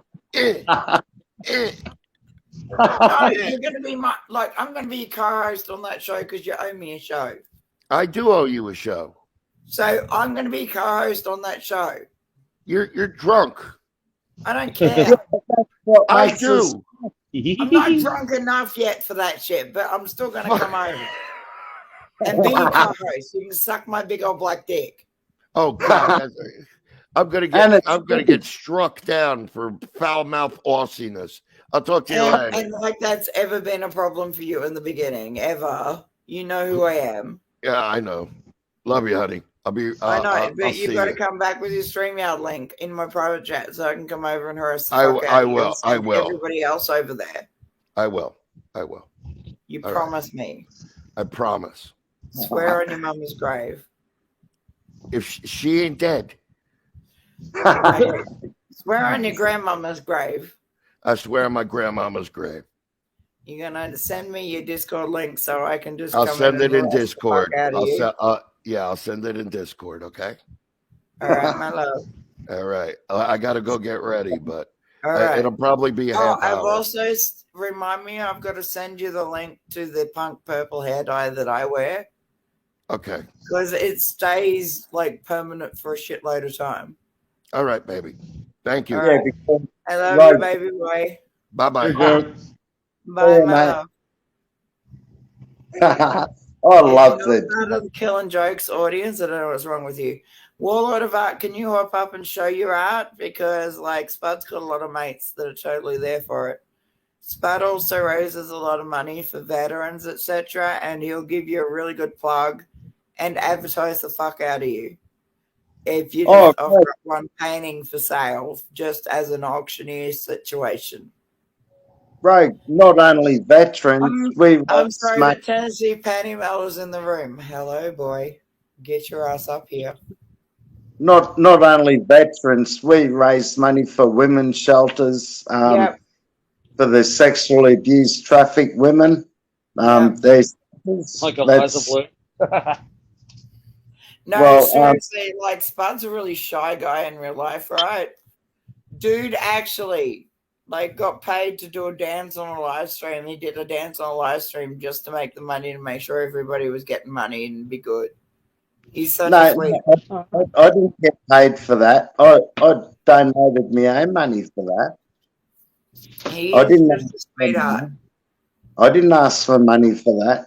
No. But a lot of my friends are like, "Where do we pay?" And I'm like, "I've got to work out a PayPal account with my big brother, so you all can just give him some money."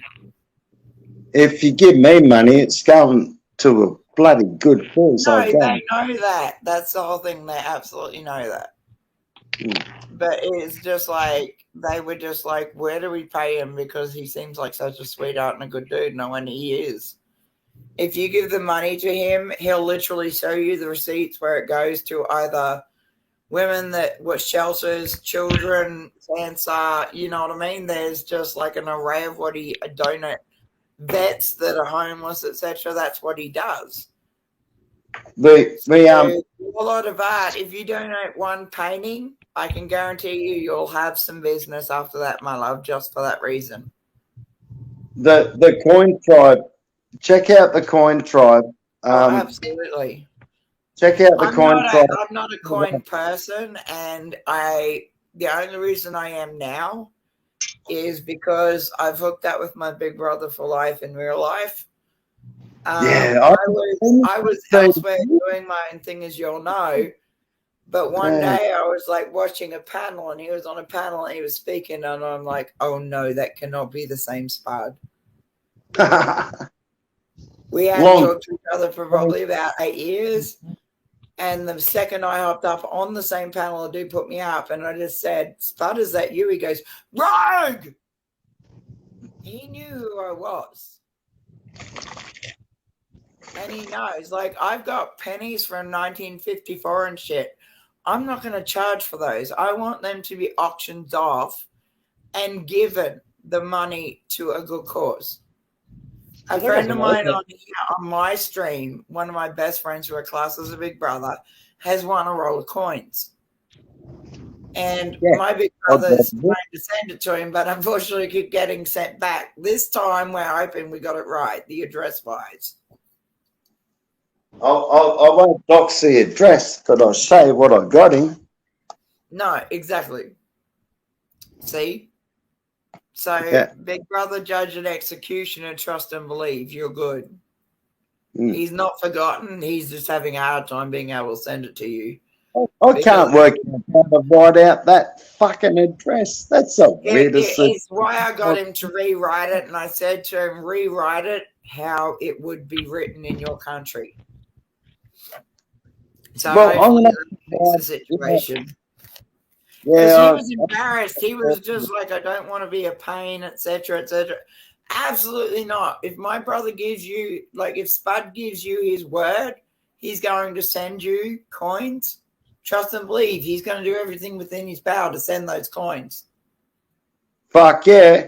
I don't do it often because I've had a few packages. No, but he was embarrassed as fuck because he's like, what do I do? And I'm just like, just tell him. He's like, but I don't know him like that. And I went, okay, I'll tell him. And I sent you all the information you needed to know. Oh, mate, I haven't talked to I haven't seen our mate for ages unless he's under other name. Oh, please meet Warlord Spud.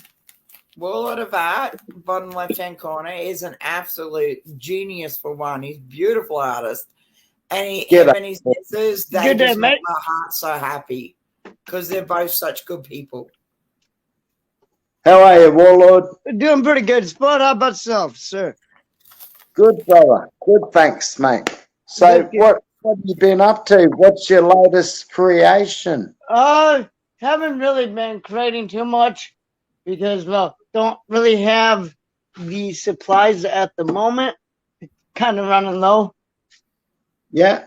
But I have a few old ones. No, but we can change that for you, Warlord. It only costs us in Australia like $20 each, and we'll make sure you're good with paint. But I want you to show the art that you and your missus did that night. I sold one of the pieces that we did the night. Warlord of all people. Like, I'm just like sitting back chilling, but he noticed that his mods were getting a little too out of hand. Yeah. And he was like, no, Rogue's cool, leave her alone. Yep, I was like, fucking hey guys, I love this shit to go down. People just show their other artwork or whatever they do. It's I showed my jewelry, and all of a sudden I started getting some sideways comments, and I'm like, I'm sorry. I'm just showing Warlord what I've been up to because we're both artists. Yep, exactly. And they all seem to have an issue with me, and I'm like, oh, okay, I'll just back out. Yeah, no, they were just being stupid and forgot what the main thing of my channel was, and that is for art. An artist to show off their stuff. Because I'd learned a new technique, and I really wanted to show you, but your other mods were just like, oh, no, I'm sorry, but no. And yeah, I'm like, what? Yeah, they were stupid. Warlord and of Art and I, we always rock together because we both do paint. We both do like new original shit and stuff. He's just a really good dude, and he's known me for what, 2 and a bit years now. Been a couple, yeah. So anybody who wants to rock against Warlord of Art, guess what? I'll fight you. Because I love this dude. I love his missus. Both of them together making their art just makes my heart so happy. It's like happy to see you and your missus doing art. Because she likes the colors she likes, but you like the things you like. Right. And I love that irrespective of that, you seem to both just sort of like bounce off each other. Mm-hmm. And it makes my heart so happy. It's very rare I see a couple like that other than Spud and his missus and stuff. There's very few people I see like that. And so when I jumped into your chat and stuff, I was like, oh, okay. Here's I just the piece to Mrs. D. out by. I was like, nah, I can't do this because like I wanted to fight them, and I'm like, no, I won't disrespect Warlord like that. Look at the shit he does, mate. Hang on, I'm gonna put you on a big screen, my love, just so my big brother Spud, pay attention. Isn't that gorgeous? Some little trippy shit. It's beautiful. So, see, still have the greatest of lighting. I've worked on that website and I've worked out a way that I can put it up and put all of our art up, as long as I put a disclaimer in saying I'm not responsible if somebody else will send you shit. But yeah, look at that. Isn't it gorgeous? I love my purples. Right? I love how this one turned out. Like a nice spacey theme. Yeah. Oh, thank you, Stacks. That's gorgeous. I love my greens, my dark greens. I just actually like spent. There was a dress that was $150 I wanted, and believe it or not, I'm actually Spud. I'm wearing a dress that I was wearing. I got it down to like $25, so I saved my money to get it. See, you've got Stacks. Can you see Stacks in the chat? I could. It cost me a lot to send to America, so I've actually gotten 5 or 6 people that have wanted to buy my art, and I've sent them his way because it's going to cost them like $50 postage to send it to them from America. Yeah, like America. So I'm like, no, I'm sorry, please hook up with my brother. Because Warlord of Art, if you tell him what colors you want, he'll make a painting. I can do different things, yeah. Like, oh yeah, I forgot about this one. And tell him what size. So, like, no, put that one up. I love that one. That's my favorite. Yeah, hold on. I'm just trying to get it in better lighting. That one there is my favorite, just so you know. Like this. The greens. It's there, Rogue's Ride. Oh, there you are. Hey, this. He's really talented at picking colors. So please, like, support him. Nice. And then his corner. But right I here. worked out. Okay. Yeah, there's just a few that I have like already done up and stuff. Lord, I've worked out a way. We finally found a way around it. We're just setting it up now. I haven't forgotten about it, but yeah, no, it's all good. I put a disclaimer on and just say anything sold by any other vendors is nothing to do with me. Yeah. Apparently, legally, I'm good. Mm-hmm. And that's like everyone. Everyone that's put the disclaimer. Anything sold that isn't from, I'm not responsible for. Like, I know, but we had to actually delve into that before I could like go forth with the website. I haven't forgotten about it. It's just like it's taken some time to work out legally what I can and can't do. Hey, right, 420, mate. Absolutely. 20. Well, I've got the camera in my room. Warlord's such a sweet kid. His girlfriend's such a sweet girl. I love them both to pieces. So if you want a piece of art, please buy it off of him. He'll appreciate the money right now. Yeah, I definitely could use it. Definitely could. It would help out a lot.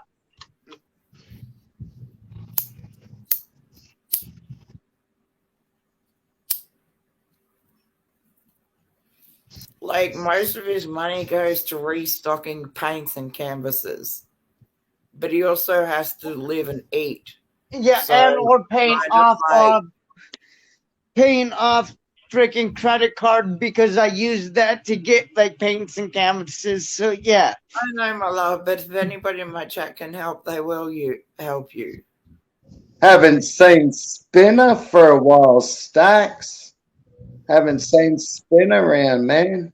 Spinner, and he come to Australia one day, Cyclone. Yeah. Yeah, Spinner. Fuck. But like, Warlord, can you find the best painting you've got and just offer it up on auction, because it will give you so much advertisement just on one of Spud's like live streams where he helps Vietnam, like not Vietnam, but just vets, homeless vets, etc., etc., etc. Yeah, right. Get out of here. It's not all. We do veterans, we do women's shelters, men's shelters, pools for tots, and if someone's But it costs you a lot more than it does Warlord to send it to another state in America. That's what I'm saying. Just go, okay, Americans, I've got one for you, and just put one of his paintings up for sale. Honestly, up for auction. Well, these are for American causes. If I'm helping out Australian causes, I'd do it off my own bat. I don't like.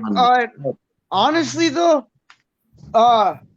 it wouldn't be the biggest of paintings I could send over, but it could go up to, I think I could easily ship a 10 by 10, or maybe a 11 by 14 would be probably the absolute biggest I could go. But that's what I'm saying. Is like what happens on Spud's channel. If you donate art, it gets sold. I can guarantee you that, and I can easily make it actually buy a piece of art off you, because we have them flat rate shipping boxes. Long as I can find one of those, or the bubble envelopes that they have, I can easily help you, Spud. And it like be super cheap in a sense, especially if I get one of them flat rate shipping boxes that we use to send overseas to troops. Thank you very much, brother. But when we do the auctions are held in America. And it's that's what I mean. Like, because it's held in America, you can auction off one of his paintings. And he'll just make sure it gets sent to the person. By all means, it's not my gig. It's Gunny and Ken. Okay, talk to Gunny, and I can guarantee you that he'll be absolutely all for it. Because, like, the thing is, like, people don't realize when we give a piece of art away, it's actually free advertisement for us. Yeah, flat rate shipping. Hang on.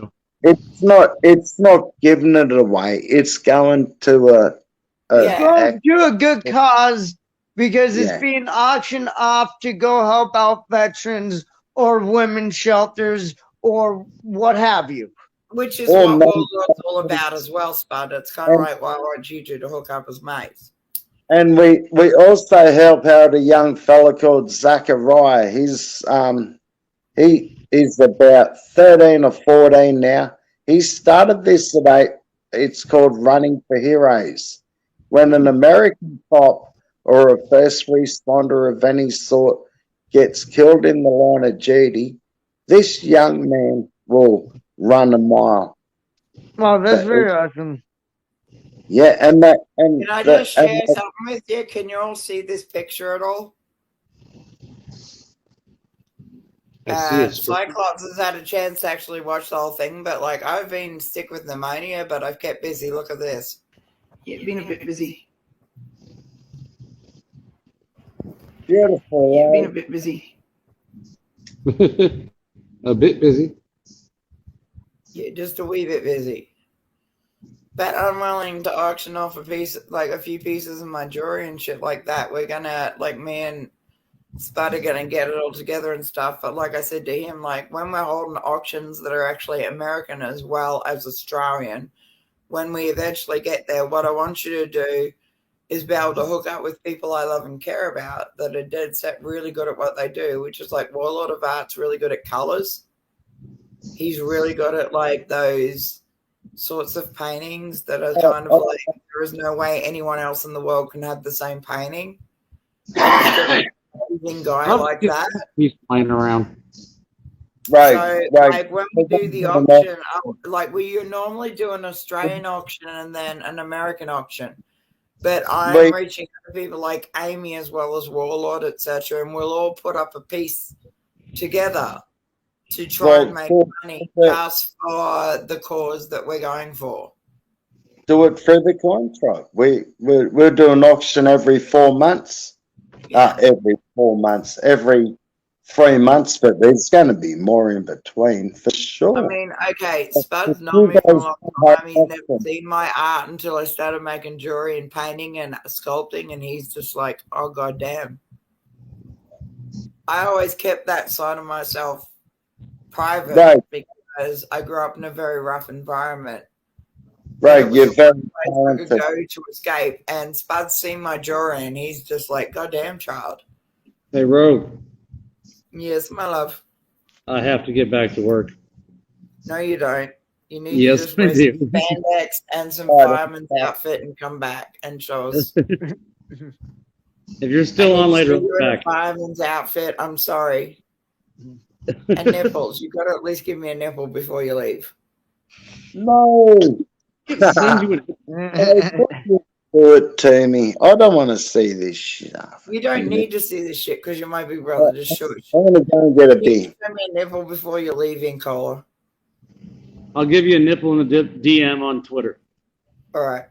Totally there for it. Bye, baby. Stay Bye. safe. You too. Bye. Hey, mate. Have a good day at work. Have a good day. No, but Warlord, I don't think you realize how talented you are when it comes to colors and stuff. But like, I didn't leave on purpose that night. Oh, It was no. like, oh goddamn, like the dudes were just like, oh, what? I'm like, oh, okay, you all got that sort of an attitude. I'll leave alone. Oh, hang on. Can you please say my name? Shut up. Yeah. Say my name. Say my name. Say hello and then say my name. How about red hair and green eyes? Dude, okay, you want that? Watch this dude just like, if you could see him right now, he'd blush. I'm a redhead with green eyes, baby. That's kryptonite. Kryptonite, baby. But no, do you think that Stacks maybe like we could hook something up where you could help Warlord of Art as well? Like I'm sure in your hometown there's like vets and stuff that need help.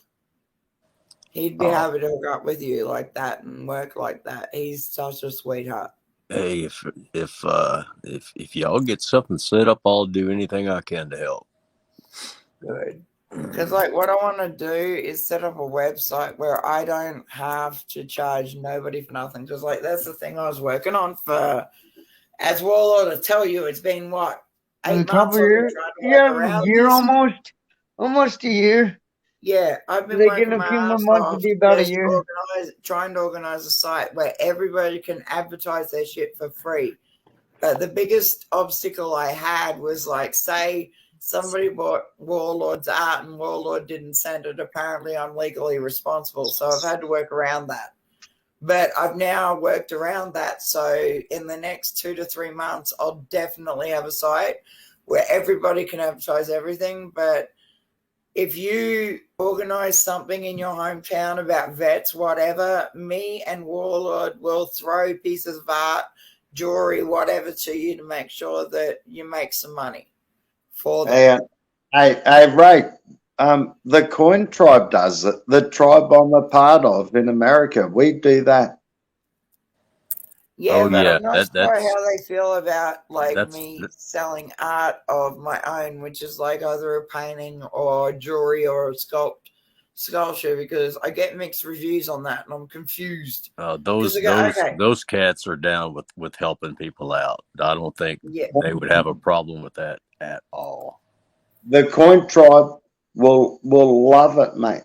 Hell yeah. Spud's right. He's right. Big time. Speaking of, how you doing, Sweet Potato? Because I want everybody to see it so that they know how to hit you up. But if all of the guys get together and do an auction, and they're generally coin dudes, but I've noticed there's like this little bit of a gap where women can't buy jewelry and shit like that. They don't actually kind of go in for that. And I'm like, okay, I got you. And most of the girls reacted the same way in Spuz's chat. They're just like, oh, absolutely. You put a piece of jewelry up, we're all in. All right, Ray, I know you're fair income. Send it to me. I'll get a package. I'll send it the coin. I've been waiting for 5 months for your new address. Suck my dick. I'll give it to you in the back chat. It's a post office box. No, you can just SMS me the... Oh, I'll SMS you. Yeah, not now, later. Fair dinkum. I love that. I never hear that in America. Never. What's that? Fair dinkum. Fair Really? No, that's an Aussie straight. thing, man. Oh yeah, Yeah, that is definitely Aussie thing. I definitely agree. Straight up Aussie right there. I love it. Okay, to be clear, Warlord, in real life, I've spilled blood with Spud, okay? He's known me since I was a young one. He knows. And but at the same time, he's also the yin to my yang. Like when I'm feisty and fiery and want to fight and stuff, he's the one dude that can calm me down. Yeah, if I can't calm you down, I'm fighting beside you. Yeah, that's true.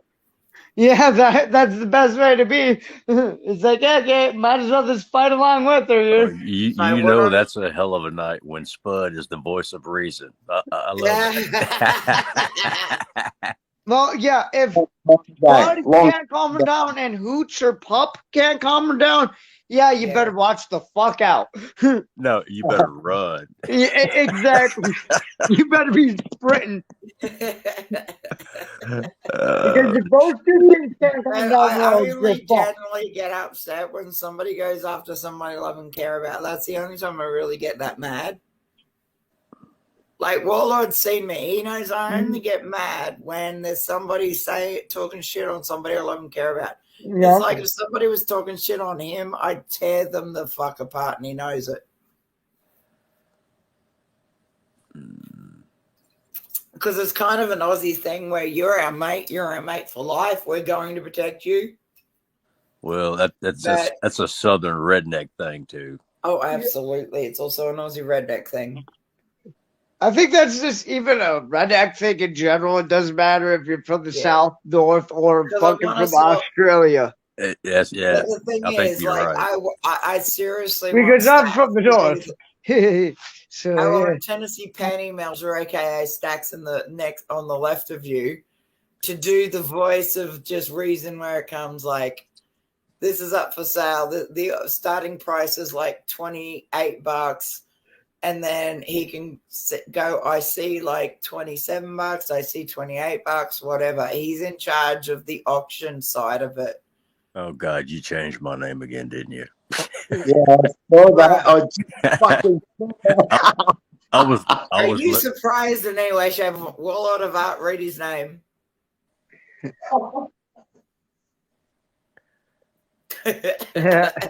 She gets me every time. I usually watch the chat unless somebody's showing something on the panel.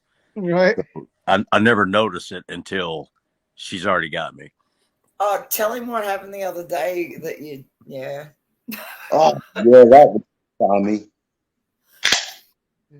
He only had to mention my name once and everybody went, oh, that's just Rogue, it's fine. We get it. But if I have a man's voice like him in the background doing the whole, I see like $25, I see $26, okay, sold to whatever. So I kind of want you in the background, if you don't mind, Stacks. And I want it, like, I want an auction, but I also want to advertise like Warlord, his jewelry. I want to advertise Spartan, his coins. Do you know what I mean? Oh, no, I don't. Trying to sort all that out now. Hey, whatever I can do to help. Oh, thank you, baby. Just don't do it in the next couple of days because I got to hit it's going to take me. No, it's going to be a few months. Get the website up and running on the regular. Cool. So, Warlord, if I write a comment in your comment section, please grab a hold of me. I'll try and drop my email link in there as well. But Yeah. it's just so we can sort of like Yeah, start building. we can figure out a way to communicate that's not live. Like if It's you have just a so we can Discord, start I got building on Discord. it. But like seriously, if you sell a few paintings in America and send them for nothing, etc., those people will start mouthing off how good you are and what your art does and stuff like that, and they'll get you some money. So it's kind of like people go, "Oh, it's just free," and I go, "No, what you don't understand is it's free advertisement for us. Mm-hmm. It builds us." So, Warlord, I want you and me to start doing like TikToks together or shorts. I want you and I to start sort of like hooking up and selling art because, like, Warlord will tell you she hasn't forgotten it. It's taken her nearly a year to be able to work out legally where she stands, where it comes to like if I advertise Warlords, for instance, and then Warlord advertises another dude, and that dude doesn't deliver on his promise of an artwork, it comes back to me to have to pay for that at the time.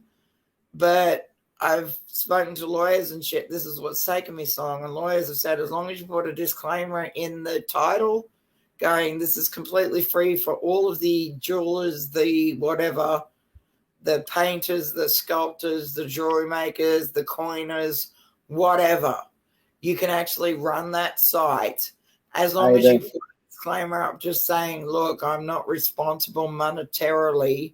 If you sell a product, if say Warlord's on there and he sells products, then that's not a problem. But one of his mates hopped on and just doesn't deliver on the picture that's been sent, etc., neither him nor I are legally responsible for that money. Caveat emptor, buyer beware. I know, but like, if I give Warlord access to that account, Warlord knows. No, that's a big deal. That's just not something I just do off the bat. What are you trying to sell it? Trying to sell it or auction it? If you're selling it, you can. There's. What are you going to? Like, I eventually want to outdo Etsy and eBay on their bullshit. That's the thing I want to do, because Etsy's charging you 20 cents per dollar to sell your art. They're selling, like, they're telling you you've got to pay them $1 a day. Do you know what I mean? eBay sucks too. And like, it's with eBay. eBay's pathetic when it comes to selling jewelry and painting. And I'm just like, there's a niche there for me and my boys and girls, and I've just got to work it out. And Warlord will tell you, no, it's not that she's forgotten about it. She hasn't. She's worked on it for months and months and months and months, if not over a year now, isn't it? Well, it's 3 years. Yeah. Hey, Rose. Every time I saw him, I said, please don't think that I'm not working on it, because I am, because I've got a dude that's one of my best friends is an absolute tech genius, but he's been trying to work around the rules so that, say, for instance, I'll give Warlord free access to be able to sell his shit. Like, don't take that wrong, not shit, but paintings. But say somebody else comes along that's one of your friends and sells it. And they do deliver on that promise, etc. It kind of gives us a bad name. So Warlord knows it's very important to me to have people on that site. And I'll give those people access because of the simple fact that Warlord's been with me pretty much since day dot. Dude's someone opt up and backstage. Amazing. And if anybody loses out, I know for a fact that if they lose out because they've been one of Warlord's friends that just don't deliver, Warlord will take care of it. Warlord will go, okay, what do you want? What colors do you like? And he'll make it. And he'll send it to the person. So I'm not worried about giving Warlord free access to that site. Hey, Rogue. Please say hello to Grim, because Grim's also given us a free site, my love. Hello, Sixer. Hello there. Hello. Grim's got a radio station. He's given me a blog on his own channel. Everything. He's a sweetheart. But can you bring up some artwork again so I can show the boys? Are you talking they'll totally be in with you. They'll help you out with Are you talking of of sorting out an alternative to Etsy. We are so far in front of you. Etsy's charging me, like, I've not made any sales on Etsy. I've made sales on YouTube because of people I know. But Etsy's decided after 3 months they're going to charge me $18 a month and then demand $1 a week. No, I'm sorry, $1 a day to advertise my jewelry. You need the only thing that you actually need is your own website, your own store, and a link into an affiliate program. That's it. Oh, okay. Hey, Graham, can I ask you a far question? in front of you. Go on. Graham, if you don't, Tennessee Panty Metal's got something to say. Go ahead, Tennessee Panty Metal. I was just wondering. Feel free to tell me. It's none of my business. But what part of England are you from? Okay, I don't answer questions. That's He's fine. given me a blog on his. He just asks a lot of questions by the sound of it. My He's favorite. paid a shitload. No, but okay, Grimm's paid a shitload of money to be on his own channel on a radio station on the interwebs, right? Yeah. Well, yeah, I didn't ask where he is now. I was just okay. I'm in the northwest Tennessee. He was probably like, "What the fuck?" But guess what? Now he's East of England. Actually giving me my own blog on his thing, which is why I'm saying, Warlord. Me and Grimm can at least help you out like that. Yeah, Grimm. The only reason why I asked is to this day, my favorite TV show is Last of the Summer Wine. I know as a Brit, you've got to know that show. Yeah, that's based in Yorkshire. Yeah, or was based in Yorkshire. Did you like his name change, Grimm? Love that show. That is like the best show ever. Yeah, it was good. Yeah, loved watching it growing up. Compo, Cleggy. Compo, Cleggy, yeah. I love them guys, man. Most people in America don't know what the hell I'm talking about. I'm not surprised. Hey, with the monkeys. Nice to see another Brit. How are you doing, Grim? I'm all right. Where did you say you were from? Northwest. Northwest. East of England, mate. East. Yeah, east of England, yeah. Near the near Anglia. Oh, yeah. Can't say I know it well, but I know the area. Yeah. Rogue. That little bump on the far right of the island. Yeah. Yes, my love, Grim, you said Rogue. Yeah, we're setting up an hour merch program with a website and an affiliate system. Absolutely, the idea but I'm trying to is set you up with Boss Bitch that does anything you want design-wise. You should see the designs you made for me. It's like this Catholic nun with a shoulder off on the left side holding a fag that's fucking burning, and she looks like she's about to fuck a dude up. She did that entire design for free for me. Grim. Well, Grim, sorry. I'm trying to invite Boss Bitch into our world because I know y'all can do like all you've got to do, because most of y'all are from UK or America, and she can set up like, okay, here's the design. She's amazing at designing. So she can make a design for you. All your people have to do is just hook up to that site. She'll send them the T-shirts, the mugs, whatever they want. Yeah. She's good like Grim. that. That is why I only associate myself now with people that are real. Grim, could you? You say you got a YouTube channel. Can you put your link in the private chat so I can subscribe to you, mate? Yeah, absolutely. I want you to meet Graham. He's got the radio station I was telling you about, and he gave me a blog. He's teaching me how to use it still, because I know I'm a little bit much when it comes. I'm tech-tarded as fuck, to be honest. You're a bit much of everything else. I literally I was in tears when No, seriously, Graham, I was in tears when I read what you wrote about me, because it was like, finally somebody understands me. My link's in the private chat, It really Grim. touched me that you went. I've not seen it yet, but It's there.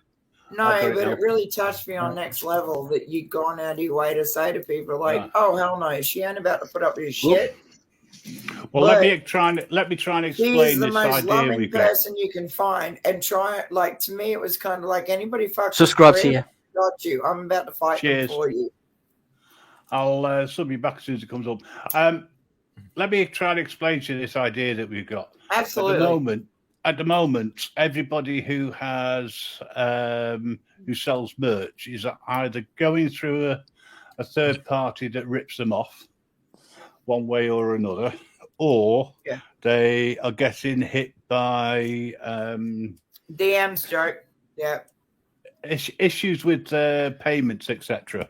So what we want to do is create a website and a merch facility for people to affiliate to, right?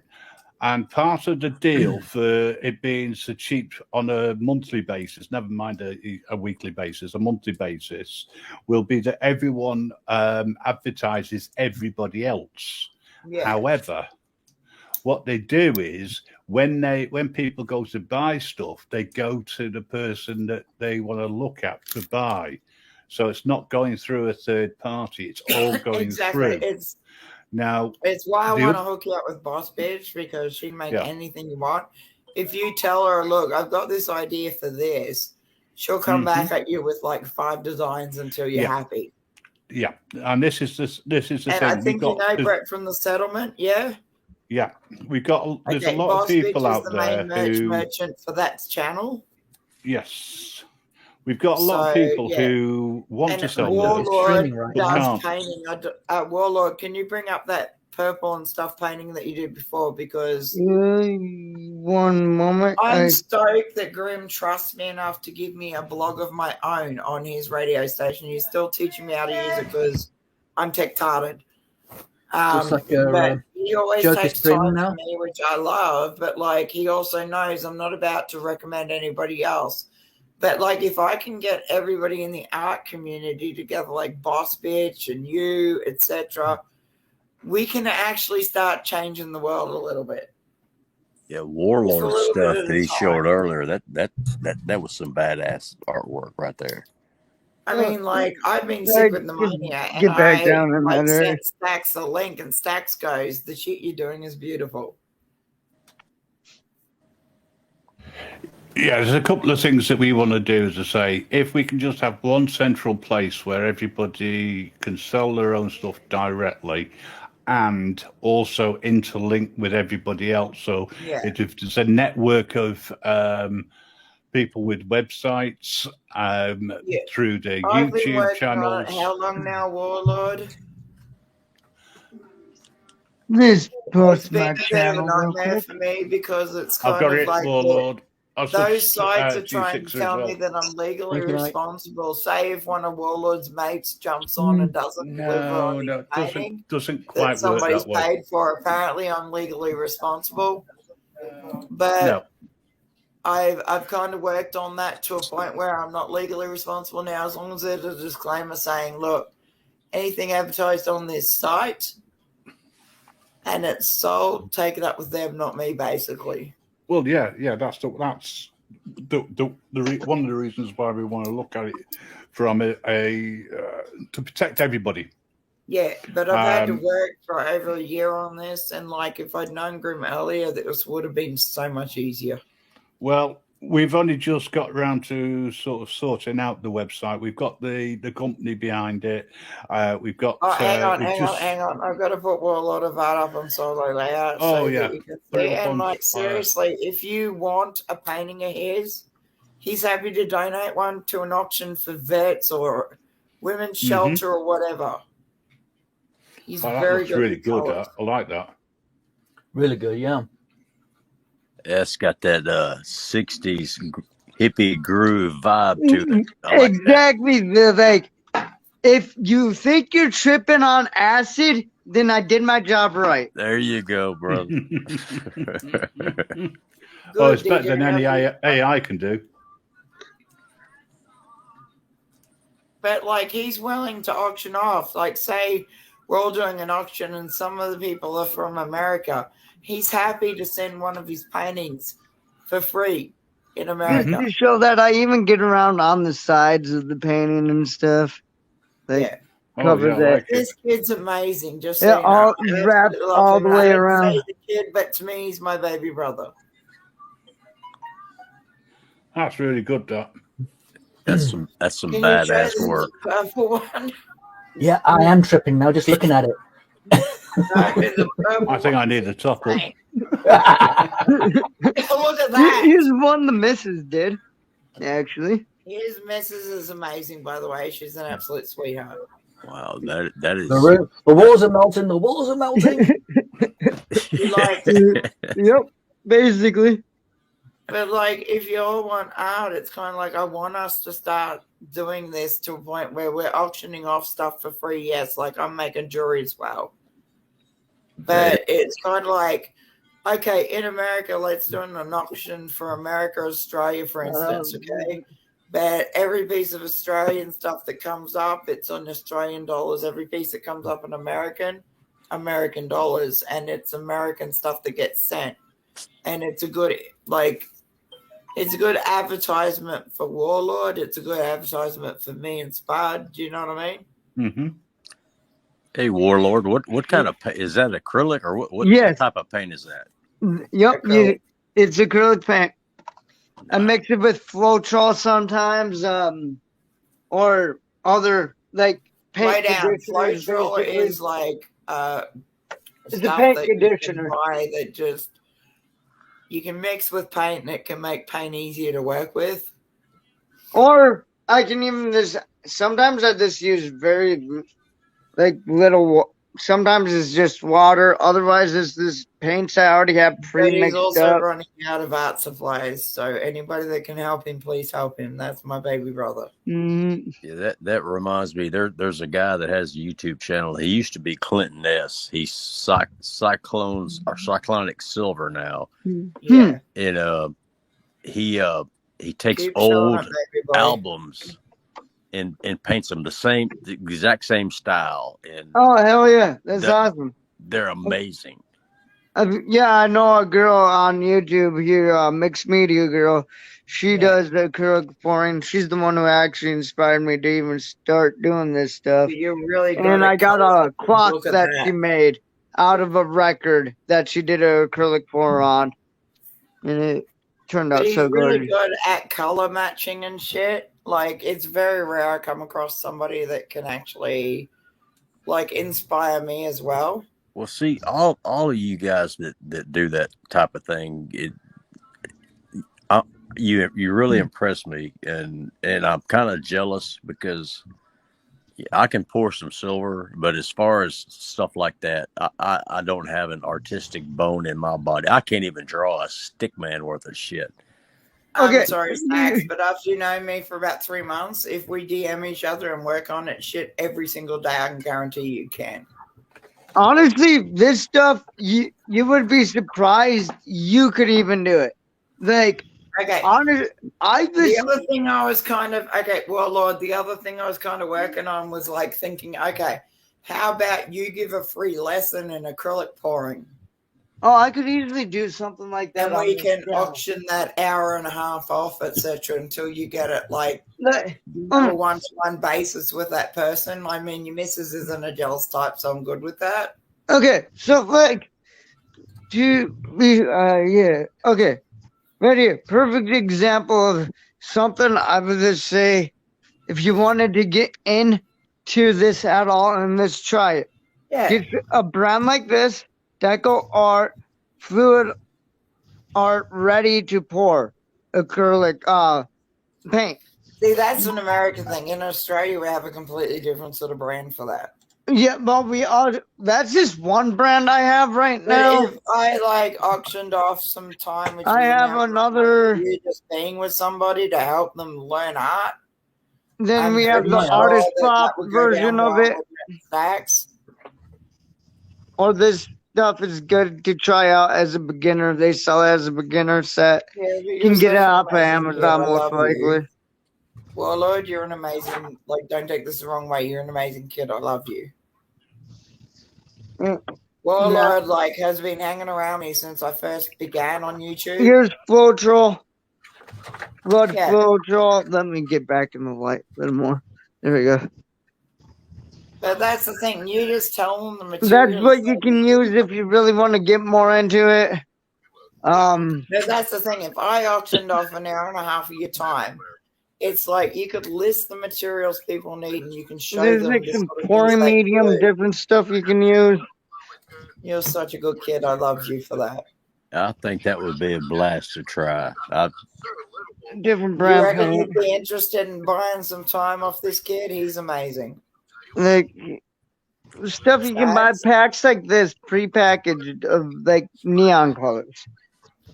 How much does a pack like that cost? Hold on, let me see if I can find the price tag on it. No, but just roughly how much did it cost? Because then I can get actually people interested in that. Because as Warlord will tell you, every time you came on, it's just like, dude, I haven't forgotten about our website. I've just got to work around honestly, the legalities of it.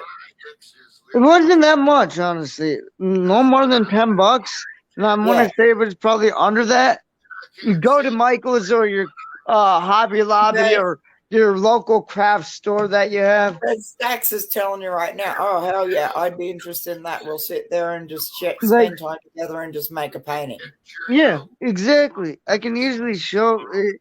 So I can probably auction your time off at $50 an hour. Okay. How does that sound? How much? $50 an hour, and that's on you. That money comes directly to you. I take nothing. Fuck that. I'd gladly do that. That's fucking plenty of cash. If I auction off, say, I could easily sell the painting too. Painting in a certain way in America with colors a certain way. I'm telling you right now, I can't do any better than Warlord. Warlord would tell you, okay, you want to use these colors? Totally, let's do this. There's that difference. He's such a good some kid. silvers, there's some aqua, here's another brand I don't really care for, but it works. Little brother. But anyways, I have to promote this company real quick. Because embarrassed because I kind of skite on him all the time because color-wise, etc., he's just an amazing kid when it comes to picking colors. Vole Vefe. This is a great company. Okay, I love these bowls. Okay, to be clear, Warlord, recently, Mr. Stacks here became a granddaddy to a grandson called Wyatt. Nice. And I'm kind of thinking that even though he's saying he couldn't fucking organize a route in the brothel, I'm kind of thinking that maybe you guys could get together and actually spend some time together and spend some colors and just here's another one I randomly did. For the misses, actually. I mean, look at that. Wow. Anybody that loves their purples, I can guarantee you they want a piece like that. Little corals, some purples. Stacks, kind of pastel-y. Stacks basically adopt this kid because I have. that is sweet. He's not got a lot of people in his life that support him. He's such a sweet kid. I love him to pieces. Anyway, tell you, no, every time I'm up on roads, she's never lied to me because I've said to him, look, I've got to work out the legalities of it because apparently I'm supposed to be responsible if somebody doesn't send a painting that somebody else has paid for. You responsible? Nah. Anyway, love these silicone bowls and the matchup from the same people. That when you pulled that up firstly, it kind of looked like a titty cup. Yeah, no, it's for my point. She knows she uses them. But anyways, Lole Vefe is how I can get these looking so clean. Another outlet now because, believe it or not, Grim thought it was wise to give me a channel where I could just speak online clean, so nice. I highly recommend a couple of silicone bowls for doing this. And silicone mat. Look at him, he's such a sweetheart. It's super dry, but this shit comes out pretty easy. Normally. I know, but what Stacks is saying to you, he's totally got you no matter what. He's good. But yeah, this kid works so hard for his money, and people just keep putting him down, and it really pisses me off.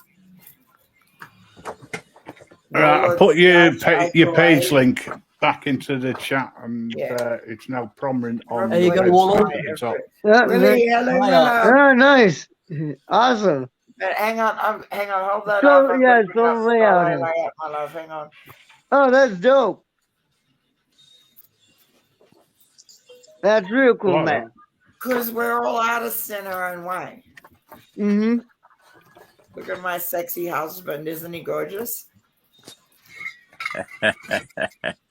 He's probably husband 39, but it's okay. Right now, he's husband number 2. You big old floozy. It's only because you're here. You're husband number 1. Because of that damn voice. But I want us all to get together and actually do the whole entire art thing together. And like, I'm sure there are people that are happy to pay $2 or $3 just to watch us art. Do you know what I mean? Yeah, I got on a kick a while back. Usually, I stick with like silver and gold. Oh, hang on, bring that back up. I'm sorry. Hang stuff. on, I'm gonna put him back on. Just give me a second. I'm sorry. Hang on. That's okay. He's been designing for a while. My husband has. Wow. Damn. That's amazing. I love this man with all of my heart. I've known him for 2.5 years now. And he does a lot of model making as well, which is like, it's not Star Wars, it's the other one, Star Trek.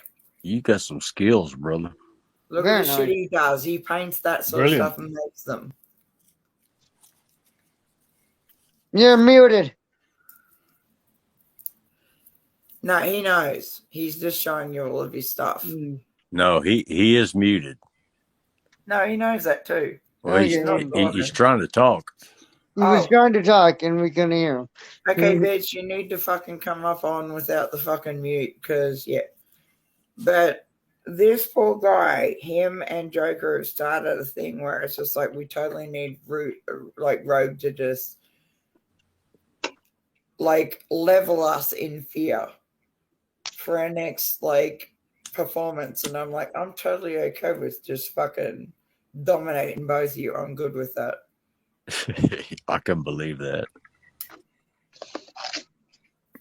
But Stacks, if like say there was a niche need in your personal, because you've got a small environment as far as country goes.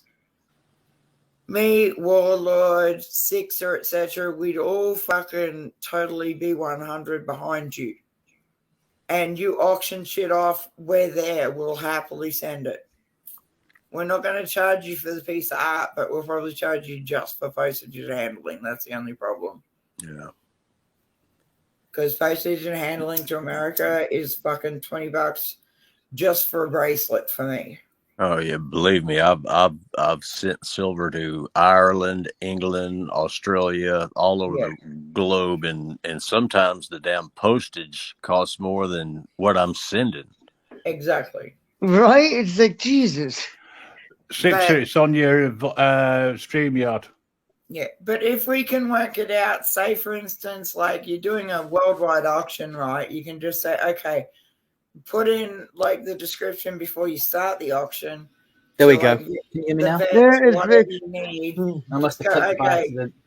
Like 5 pieces will be from Americans, 5 pieces will be from UK, 5 pieces will be from if you're in Australia. You'll be able to attract Australians, people from UK and America all in one. Yeah. Do you know what I mean? And I'll we'll be honest. happily sit back and just we'll pay for we won't charge you for the artwork. We'll just do the whole postage thing. Do you know what I mean? We'll charge for the postage only. Well, it's free advertisement for us as well. Oh yeah, well I'll be honest with you. My channel is small. I don't put out a lot of videos, but I know that. Spud, you and Spud could get together and do like coins and stuff. And Spud mentioned the coin trial. Like, okay, No, but like the thing is, when Spud does a coin giveaway, right? It's generally just Australian, but just say, for instance, Right, I'm going to have to go because I've got to get ready for work shortly. You guys take care. All right. I love you. Please stay safe. Take care, brother. Bye, baby. But just you tell me, for instance, right? Okay, we're doing this thing for this, but I'm also like interested in like raising money in my neighborhood for whatever purpose. Me, Warlord, Sixer, do you know what I mean? Like all of us. Yeah. I'll just mute up for a while. I'll be back shortly. Including Graham, would be happy to like auction off our artwork to make sure you're good. Yeah, well, you know, Spud mentioned earlier the Coin Tribe, and they would definitely be down with something like that, and they're huge, and I know Spud and myself, a bunch of us, we would promote the hell out of it and help out in any way they need us to help out. Put out feelers in that community, and I said, okay, there's all these females that are kind of like in there as well. They're interested in coins and stuff, but do you know how many of them said they'd actually be interested in a piece of like jewelry that I made? They were just like, oh, absolutely. So it kind of sucks the girls in as well. Yep. So it's not in a bad way that sucks them in, if you get my drift. I don't know how to put it in any other way, but they were all just like, oh, we've seen your jewelry and we love it. We'd absolutely all just absolutely jump in and auction for it. Yeah, I'm just like, cool. The Coin Tribe has got a lot of really, really good people, and they would, especially knowing, you know, that you're doing it for any type of a cause, I guarantee you they would be all over that, and there's a bunch of us that would you know, promote the hell out of it. Exactly. But like before me and Warlord etc. can make money, we've got to actually put up, not shut up. Do you know how that works? I don't know how that works over there. That's the same way. It's kind of like Warlord of Art and I will kind of like do our own thing. He's seen the jewelry I make. Unfortunately, one night his mates got a little too in their feelings about me. So I kind of laughed just out of respect for him. And he was like, why'd you leave? And I'm like, yeah, dude, nah. They were just in their feelings. I'm good. I didn't want to disrespect Warlord, but Warlord got mad because he's just like, no. We always advertise each other. And he is such a good kid. I absolutely adore Warlord of Art and his missus. They're such good kids. Hey, Warlord, if I put my email address in the private chat,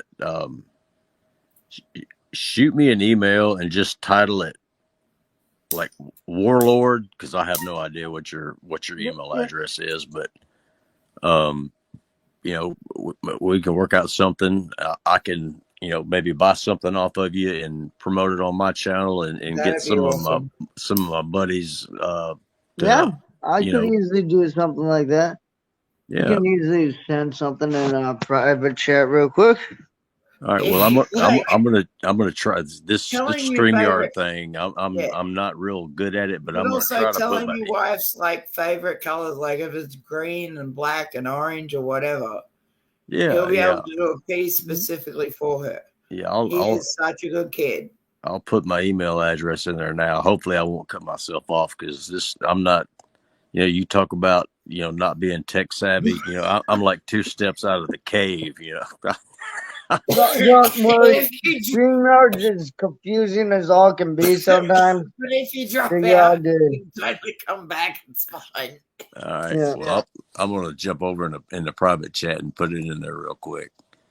And yeah, just hit me up when you get a chance, and you know, we'll do something even if it's wrong. How about that? Yeah, we can figure out something for sure.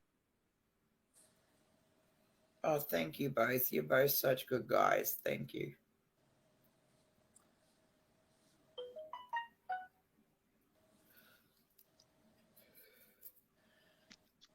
Like, excuse me.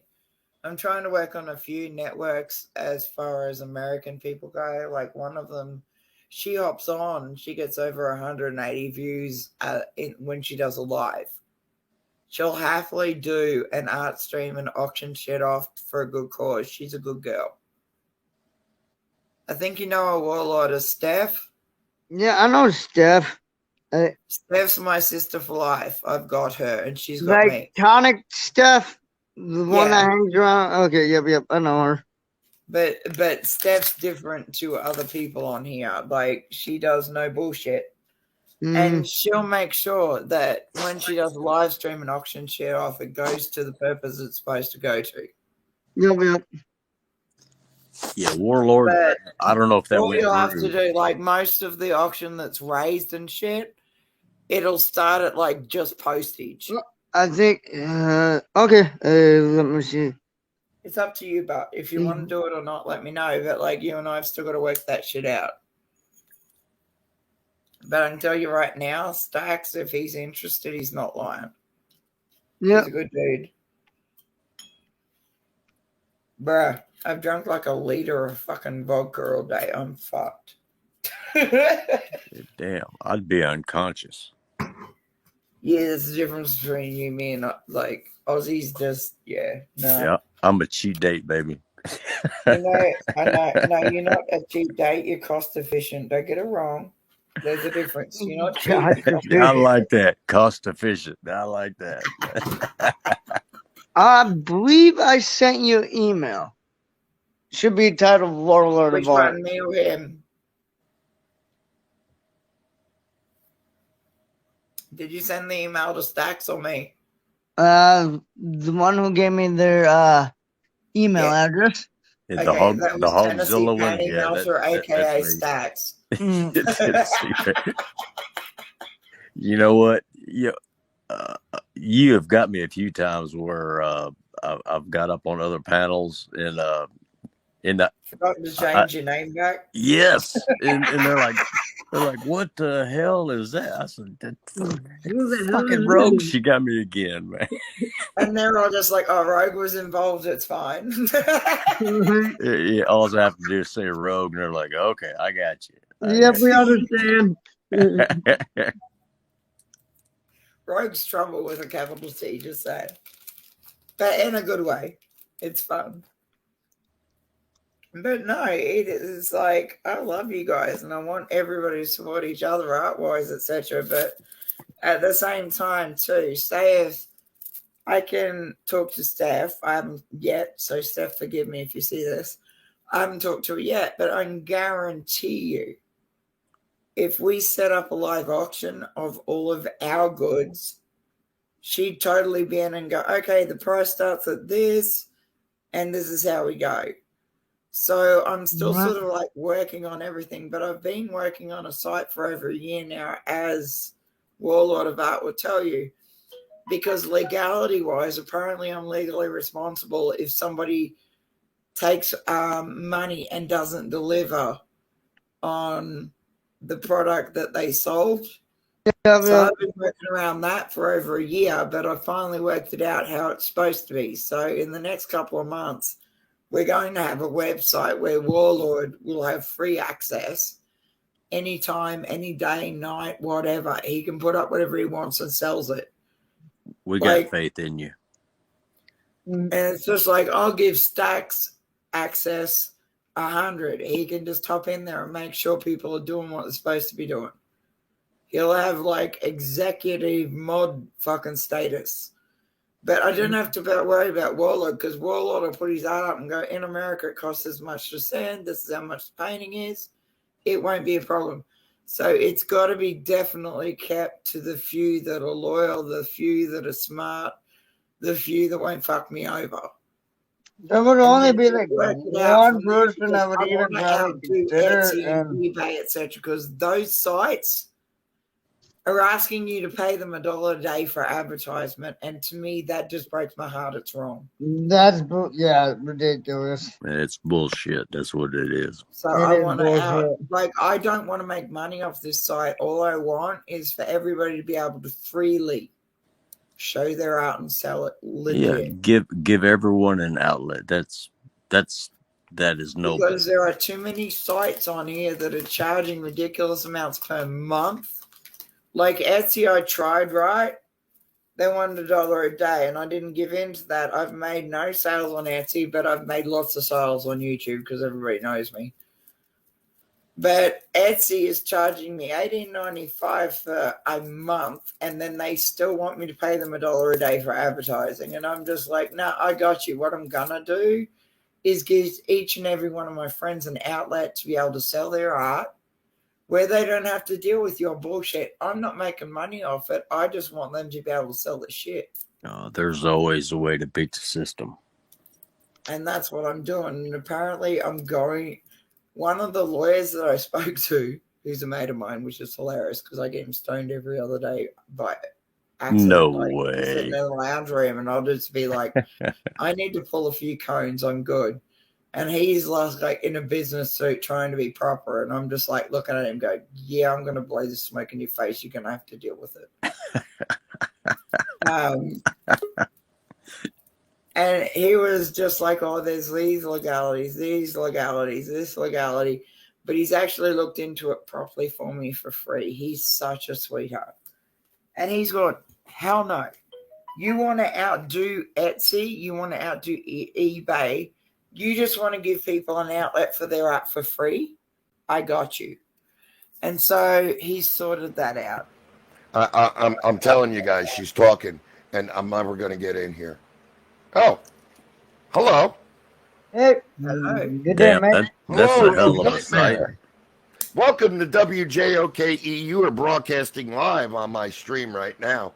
I told you, I promised on my grandmother's showing grave me a you nipple? would get on my show. Everybody's got to hop over there, but because, yeah, it's fun. Drop your StreamYard link in private chat so I can come over StreamYard-wise. Oh, okay. Well, no, what do you mean? You're streaming. Just so I can sexually You do harass your you on the stream, live I'll do my stream of your stream. own. Let me know when you're done, honey, and I'll bring you on. Okay. But I got you on my stream right now, all you guys. So I just got over tripping on Warlord's art. Now you got me tripping all over again. Well, another stream, all right? Stacks, have you met Joke at all? What? Joke runs a pirate radio station on YouTube. I think I've seen him on your channel a time or two. He the fuck out of me and Amy's art. You're that vodka's hitting you hard, honey, isn't it? I love you. I know, because I'm so pretty. You're not just pretty, you're pretty. I'm Seriously, pretty. it just shows me how good looking a female this dude is. Pretty. I'd fuck him if he was a female. Look at him. Dear God.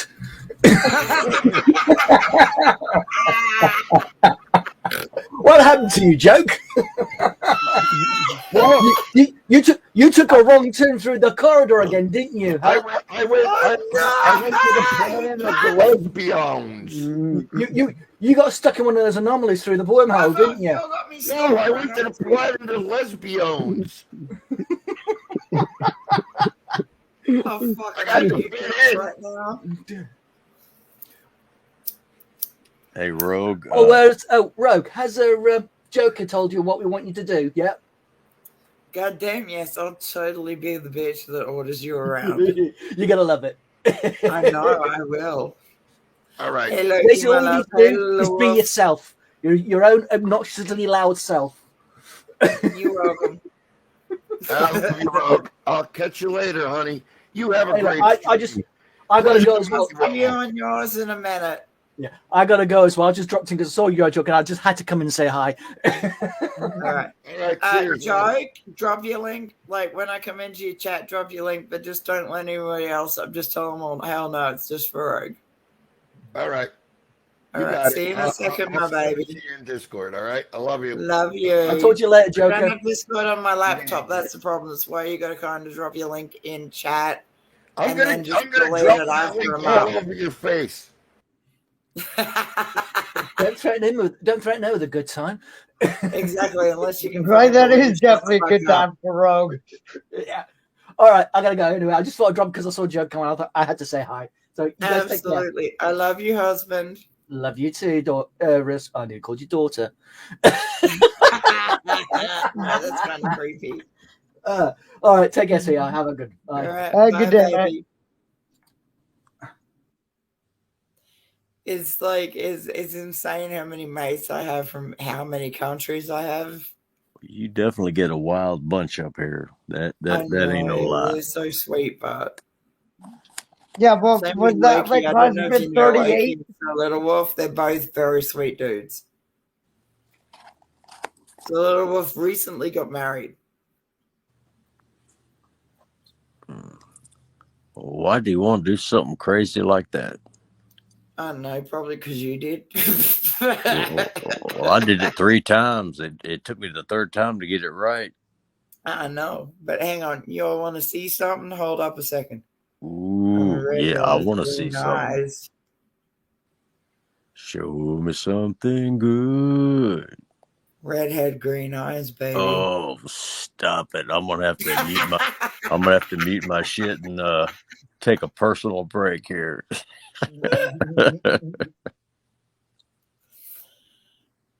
Joke runs a pirate radio station on here. He's fantastic. Sixer runs a station on here as well, and he's such a sweetheart. Like, I've got friends from all over the world that hang out together, and it's fantastic to me. But like Grim Reaper, for instance, he's paid hundreds of dollars to run his own radio station on the World Wide Web by itself. He doesn't do YouTube, none of that. And he is such a sweet guy. Like, when he first met me, he was kind of terrified of me. Then he got to know him and he goes, "No, I get you. You're just a loyal as fuck person." And so he's like organized a blog for free on his channel just for me to be able to speak my mind. See, all you guys put me to shame. I've got a little pissy small YouTube channel that's maybe 10 videos. I haven't put up a video You're in. part of our tribe, so you should kind of understand. Like, say Warlord and I want to run an auction between Australia and America. You and Spart are like the first people we'd go to because it's free advertisement for us for our artwork. Well, see, that's what I like about YouTube. Getting in Spud's stream, your stream, a few other people's streams, supporting other channels. I don't give a shit about my channel. My channel is little. But the fact that piddly. you love Warlord's art it fills my heart. It really does. Like, I love yours too. Into artwork, and this kid, I'm telling you right now, you tell him what colors you want, he'll make an artwork you want. His stuff was impressive, but hey, yours was too. I know, but like, Don't I'm in sell your Australia. It's stuff, going to cost bro. like You're amazing $30 as well. to post it to you. Whereas with Warlord, like, I've recommended so many people to go to Warlord because they've come at me about artwork that they love about what I've done. And I've gone, it's going to cost like $50 just to be able to send it to you because it's a big piece. It's like 2 meters by 3 meters big. Do you know what I mean? Yeah. Then you got to worry about customs ripping it open and maybe screwing it up. Whereas instead of me being a selfish cunt and going, this is going to cost you $80 to send to you, I'd rather send you Warlord's way because he's in America. He'll make something you want, like color-wise. You just tell him what colors you want, he'll make it. Yeah, I could tell by his accent, but I know he said he was up north somewhere. I'm just not exactly sure where. He's an amazing kid. I love him and his missus. Yeah, even though it's funny, I got like I'll hang around in a stoner chat like with a bunch of Aussies, and they just think I'm another fucking Aussie because I haven't been on their panels quite yet. Yeah. But like every time somebody asks me for like a big art piece, I just go, look, it's probably better for you if you go and hit Warlord of Art up. And what I'm telling you right now is he's going to charge you a 50% deposit because I'm very honest with him. 50% deposit. And it's only just because I know it's going to cover materials for him. Well, I mean, you can't blame him for that. But It's business. It's not it's not a friend thing. It's not a private thing. It's a business. There's the difference. That just shows how badass you are to, forego trying to sell some of your stuff to promote somebody else. That's, I just not want to make not a sure lot of people Warlord's will good. do that. Right. No, but Warlord's a sweetheart for one, but two, him and his missus are amazing kids. I love them to pieces. And if you need certain colors on a painting, like I wouldn't advertise somebody that I didn't think was good at what they do. And he's fucking amazing at what he does. I'll tell people, look, it's going to cost you like $180 my way, but I'd rather you go to Warlord for this, because Warlord, you just tell him what colors you want, he'll make a custom painting just for you. Look at Sir Little Wolf's comment. He's redheads rule. Hey, I'm never going to argue with that. Hey, but like I've got a lot of mates in a shitload of different areas on the internet, and it's just like they all want to buy off me, and I'm like, sometimes it's just easy for me to say, go to Warlord, or sometimes it's easy for me to go see Jules, because like I've got mates that are in America that can sell to Americans, and it's a lot cheaper than what they have to send to me, but they're still getting the quality of painting that they want. There's the difference. Yeah, I want to. Like you said, you'd seen my art, and you were just like, "Oh hell yes." Yeah, and I saw some of the the etchings on the glass that Amy does. Yeah, and But apparently, I'm jealous of Amy as well, because the stream turned to all about Amy's stream, and I just burst out laughing when somebody said it in my private DMs, because I don't betray a name when it's between two people, but I could not stop laughing the entire stream. I thought it was hilarious. Yeah, she cracked me up the other day. She went buck ass wild. I know she does, and I love that about it. Yeah, and like people are still trying to pit her off against me, trying to get us to go against each other, because we're both very strong females, etc. And we both do similar sorts of arts and stuff. But where I come from, that just makes you sisters. That does not make you fucking either frenemies or jealous of each other. Or do you know what I mean? It's you do it the right way. You let it strengthen the bond instead of supporting each other. And it annoys me that people want us to go at each other than to support each other, and that'll never happen.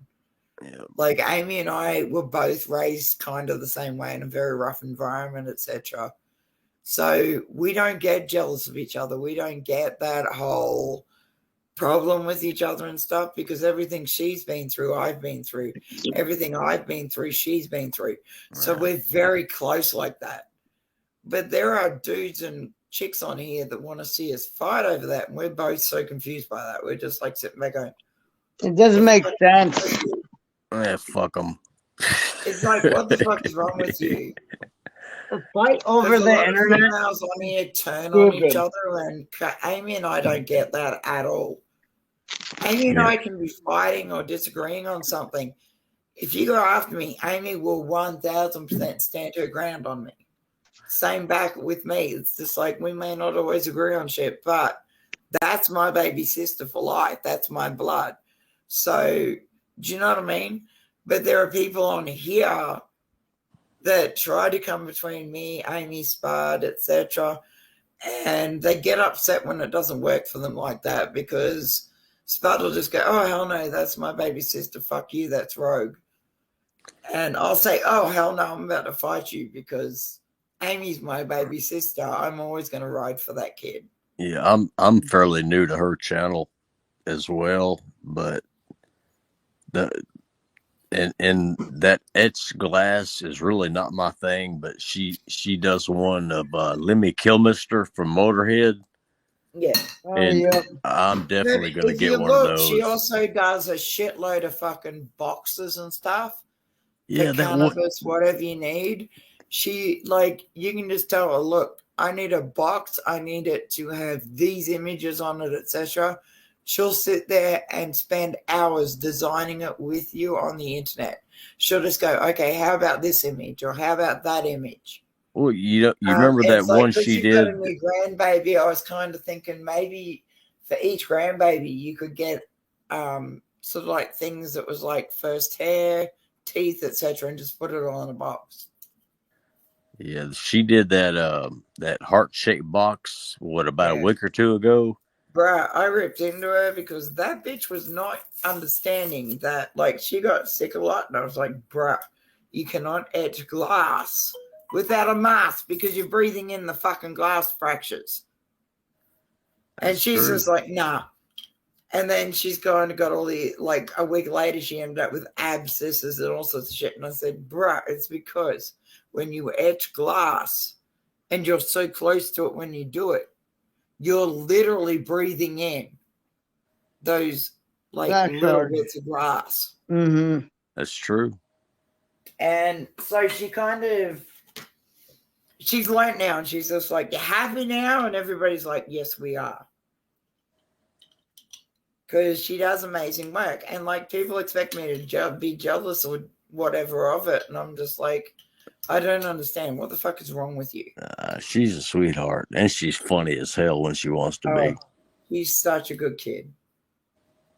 Like, that's the thing people don't understand is, like, I don't relate to people, like, on this superficial level. I can't.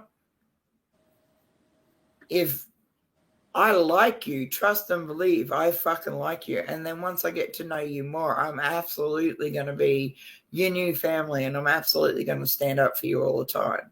Yeah. And it seems to be a problem for chicks on here because they've tried to turn me against Steph. They've tried to turn me against fucking Amy. They've tried to turn me against another chick in Jokes and shit. I can't remember her name for the life of me. But I've stood back and gone, what the fuck is wrong with you? Are you retarded? Well, I haven't don't been understand. following your Look, channel for I a gotta long go. time, I'm but getting a phone call. But nice All talking right, with baby, you. stay safe. I'm going to rock Love over ya. probably to Jokers. Okay. Have a take good care, one. brother. But All right, little one, stay safe. Give your missus our love. He's such a good kid. He's so amazing at what he does, and he's so humble about it. Yeah. But, like, if you give him, like, colors that you absolutely have to have in a painting, he'll go ahead and prepay without asking you for a deposit. It's kind of like I'm trying to teach him, no, dude, you've got to kind of, if you're doing custom art pieces, you kind of got to charge at least half what the paint's worth and canvas worth. Yeah, well, he's got my email address. We're going to work out something. He's such a sweet kid. I adore him. You would have laughed your ass off at me yesterday if you could have saw. What did you do? Please Well, tell me. my youngest daughter, the one that just had the baby, a little over a week ago. Oh God, is she up and about already? That's fucking... She is a beast. I know. To me, that's insanity. About a week and you're up and about. You need to fucking calm down a little because you eventually run out of energy. Yeah, well, this kid has boundless energy, and she had a few errands she had to run yesterday, and they stopped by here, and I said, well, go do what you got to do. Just leave them all here. So it's me, a 5-year-old, a 3-year-old, and a newborn.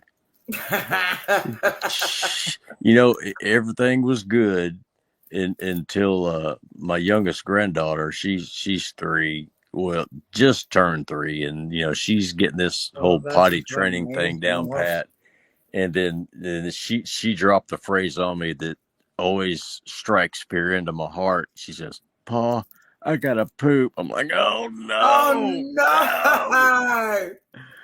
no!" So I had to put the little bitty one down in the middle of the bed, and his big brother.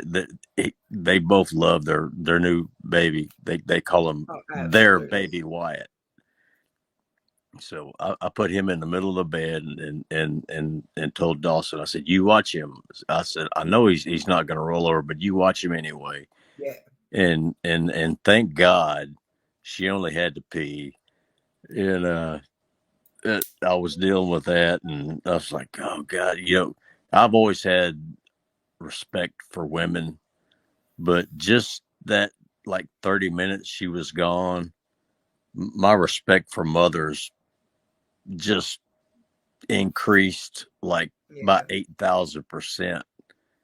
Because she does it, 24 hours a day, 7 days a week, and 30 minutes of it kicked my ass.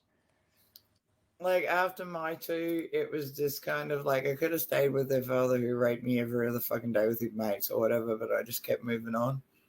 And I kept on the run and shit from him. But I never ever traumatized my children. I never ever said this is what your father's like, etc. So he's recently decided that he's going to be a part of their life, but they're always ringing me going, Mum, why is he so interested in where you've gone and what you're doing? Like, why he's had 18 years to catch up with us. So now he's going into stalker mode. Yeah, again, like he's spent a good 20 years, seriously, like just fucking. Well, them damn redheads with green eyes, they do that to people. Him and his mates would get together, and like he used to be a cop, so him and his mates would get together, and there'd be a problem if you get my drift when they found me. Oh God! And he threatened to do harm to those children in a I can't say it on here, but in a really bad way. And they said you scream, they're dead, etc. And I'm just like, oh God. And I'm just like, I never ever under any circumstances told my children what their father was like. That was just too traumatized. It was so traumatizing for me. Why did I traumatize my kids like that? If anybody ever threatened my kids or my grandkids like that, they would end up with 2 in the skull. Yeah. Pop, pop. But period. They're like grown-ass adults now, and they're very fucking street smart. They're both in college. They're both doing their thing. One of them does the whole hair, nails, pedicures, facials, makeup, the whole shit, right? And my youngest is into marine biology recently, and that's been going on for 4 years because it takes a long time to be actually on your own to be qualified as a marine biologist. And I've always supported them in what they did. And they've gone, Mum, why is he so interested in where you're at and what you're doing? So I've raised kids that are smart. And they're like, we don't understand. Like, he's paying for everything for them right now because they're now 20 and 21. No, sorry, 21, 22. They're both now. And the father's like paying for everything and stuff, but every time that he arrives, he kind of hangs out for a while, and then he's just like, oh, so what's your mum up to? Where's she's at? And stuff like that. And my kids are just like, hold up a minute. You've been out of our lives. I've never ever told my kids what their father did. Never. I would never traumatize those kids like that. That is so fucked up and wrong. Maybe he finally realized he fucked up. But they rang me the other day and were like, Mum, he's a little way too interested in where you are at and what you're doing with your life. And I'm like, okay, just tell him I'm in Sydney. So they did. And they told him the address I sent him to, and apparently got his ass beat. Because I got friends in Sydney. So they said, absolutely use our address. So he's turned up there and got his ass beaten. But I'm just very protective of my kids. But on the other hand, too, they've got a right to know their father, but it's up to him how he presents himself. I've raised kids that are street smart, but they're extremely fucking intelligent, if you get my drift. And my youngest 2 years ago was like, Mum, why is he so interested trying to find out where you're at and what you're doing? There's that difference. They kind of go, hang on a second, this ain't normal. Well, do you know what I mean? It tells you they're smart. It it sends up a red flag, makes them Exactly. With them, wonder. they're just like, oh, hell yeah, here's mum's address. It's in Sydney. And apparently he got his ass beat to within an inch of his life when he did turn up. Ain't that a shame? No. That was redneck sarcasm. I know. That was some Evo sarcasm as well. But like, I kind of he's the only dude in this planet that I'm terrified of, because he's shot me, stabbed me, left me for dead. He's done some horrible shit to me. On top of that, like gang raped me with his friends that were cops and stuff like that, right?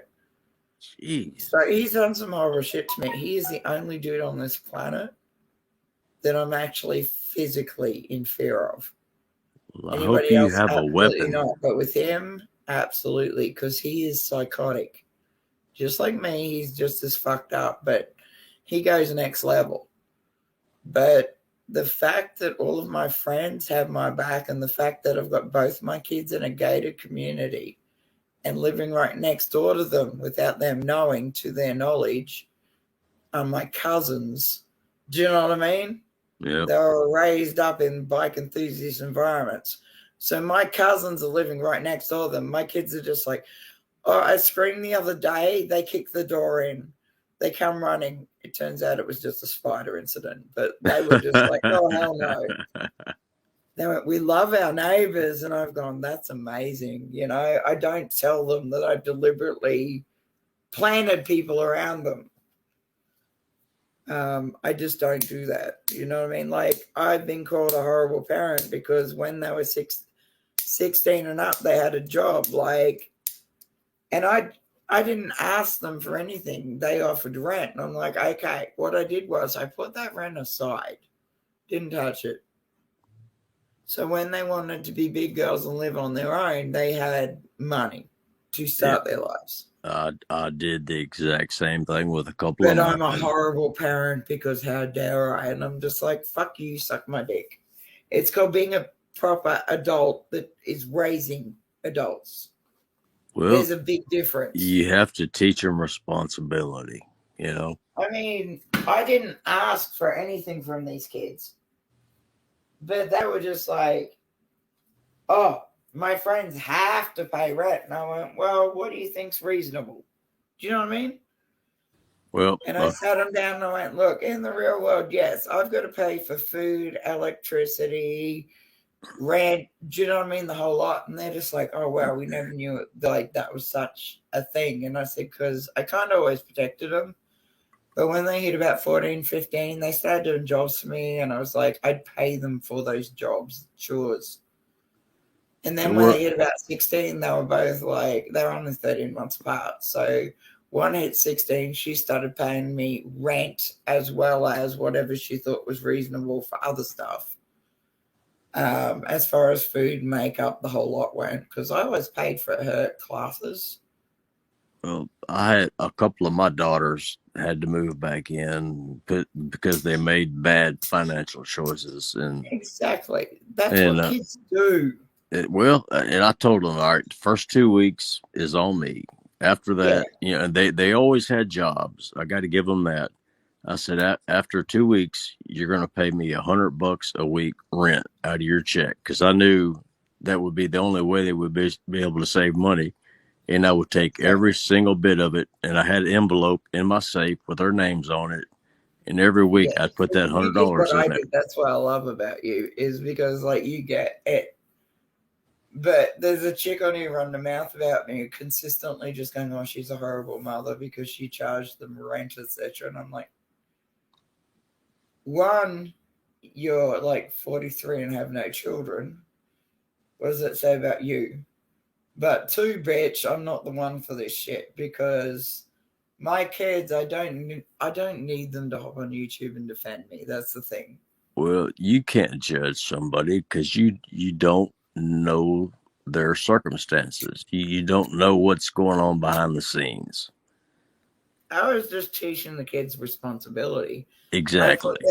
I put them whatever money they deemed responsible enough to give me. that money went into a bank account where it would accrue some decent interest. So that when they did decided to kind of be big girls and move out of mama's home, they had the bond, they had the whatever they needed. Yeah, they had a nest egg to get them started. That's I did And the I same didn't thing. ask to do that. I just said, I was the mama. Of course, I'm always going to make sure they're good. But kind of like they hit a certain age where their mates were paying rent and paying water bill, food bill. Do you know what I mean? Yep. And my kids were just like, Mama, why don't you do it? And I just went, baby, it's up to you whether you want to pay me or not. I said, it's entirely up to you. But they were only 13 when I told them that. Then they hit 16, they got a big girl job. Do you know what I mean? Like, yep. They got flush with money and they thought it was great. And they'd give me money. But I never touched a cent of that money. I always put it away. Same here. Because when they became real big girls and learnt what the real world was about, I could just say to them, here's the money back. You're good.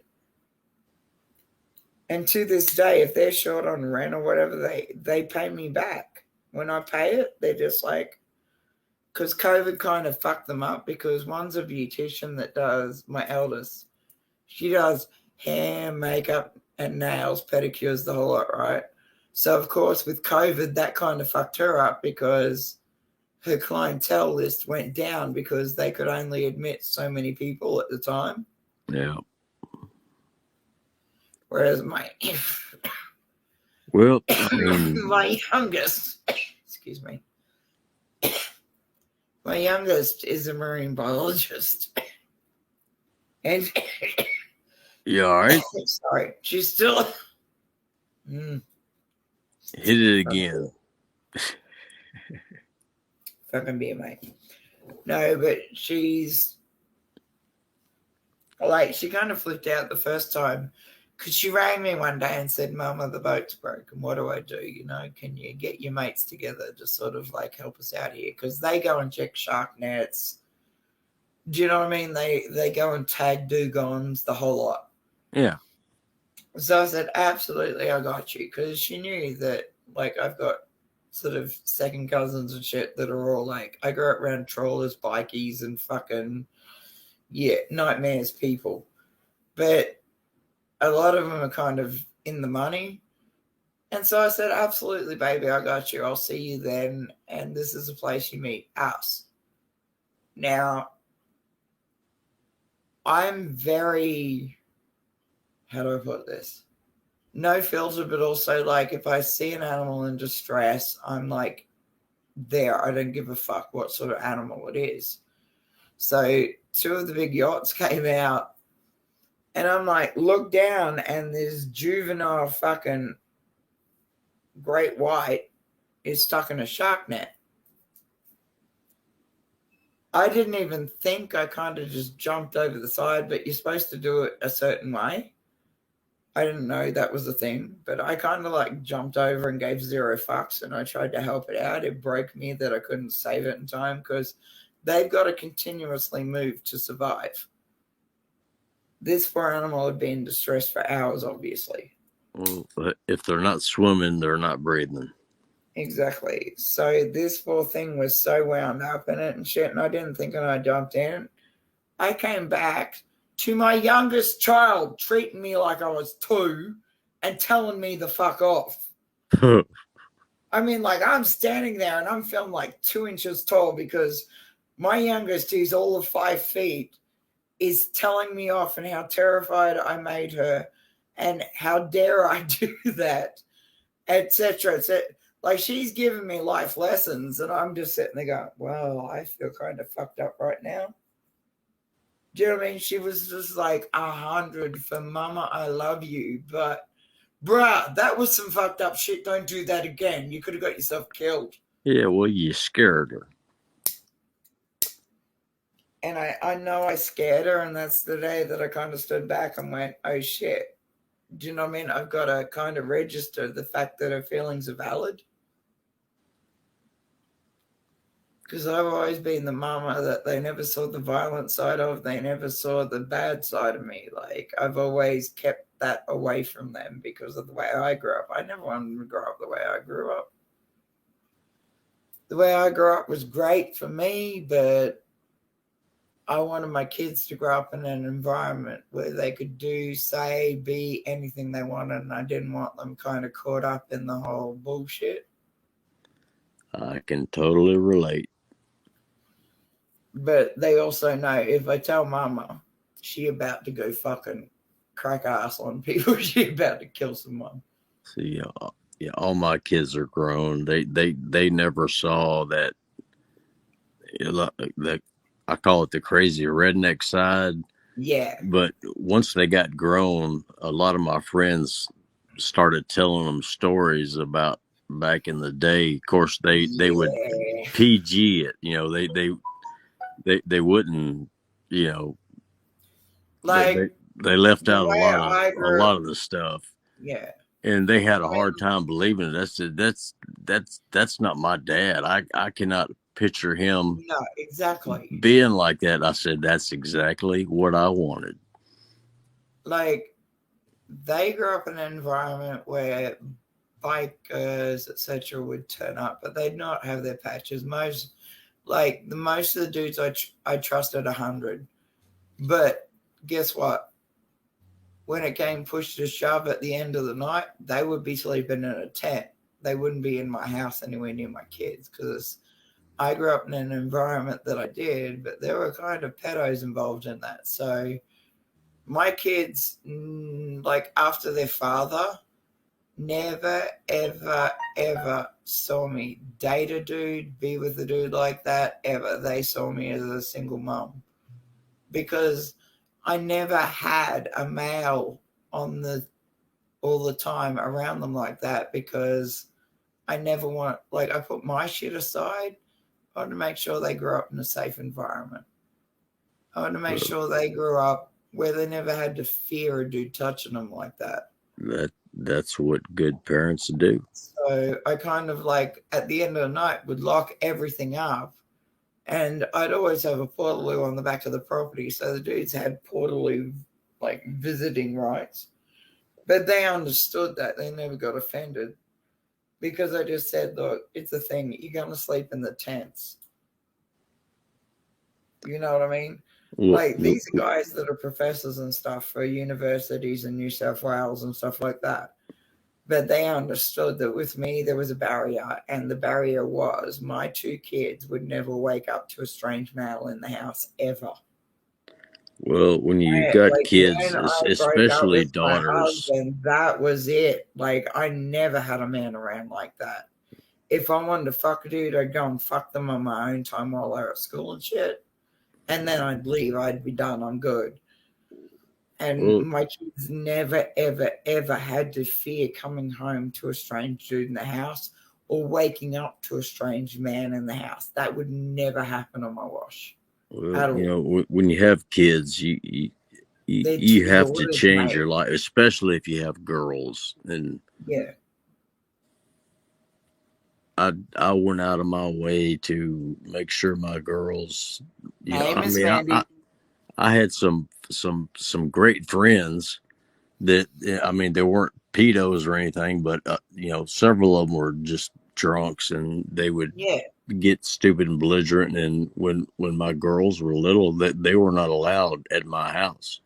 I might go see them, but exactly. I've got little girls. I'm not having that shit. That are absolutely insane and bikers, they're crazy people. But I explained to them, it's straight as this, mate. Don't you ever turn up on my property unannounced, because if you do, you're going to be told to go fuck yourself. One of them tried it once, and they knew straight up it was not a good move. I have 2 daughters that are 13 months apart, right? They're the loves of my life. Why would I put them in a situation where they've got to wake up to a strange male in the house at any point in time, or come home after school to a strange male in the house? I never do that to my kids. Never. And it's kind of like I said to you, like they've grown up, they're fucking street smart as well as fucking normal smart. I don't know how that happened, it just happened. But even they were saying, Mum, why is he so interested in finding out where you are? I don't understand. He's been out of our lives until we're 18. All of a sudden, he's in our lives now and he wants to buy his way in. But my kids are just kind of like, I don't understand why he wants to buy his way in. You brought us up a certain way where we take responsibility for ourselves and our own actions. So, but don't get me wrong, like when the floods happened in Queensland and COVID hit and stuff, absolutely, I paid for my kids' rent. I made sure they were safe. It's what a mama or a papa does. It's normal. Of course. What kills me is so many people don't understand that. They have it in their mind when their kids grow up and move out. That's it. Yeah, no, and when you have kids, it doesn't matter if they're 18 and gone, or 25 and gone, or 30 and gone. They're still your kids. You gotta. I mean, like the fact we that talked, they you have to kind take of care of said to your me- own. Yeah, but I mean, it's amazing that these kids kind of like went from whatever to, Mama, why is he always trying to find out where you're at?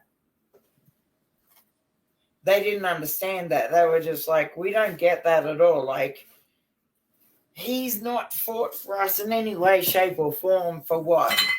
18 years of our life.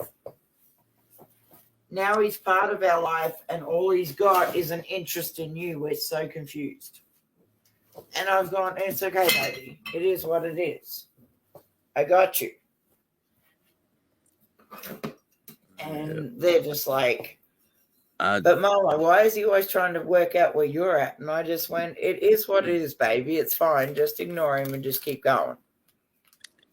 But that's the only man on this earth that strikes fear in me, because he is psychotic when it comes to me.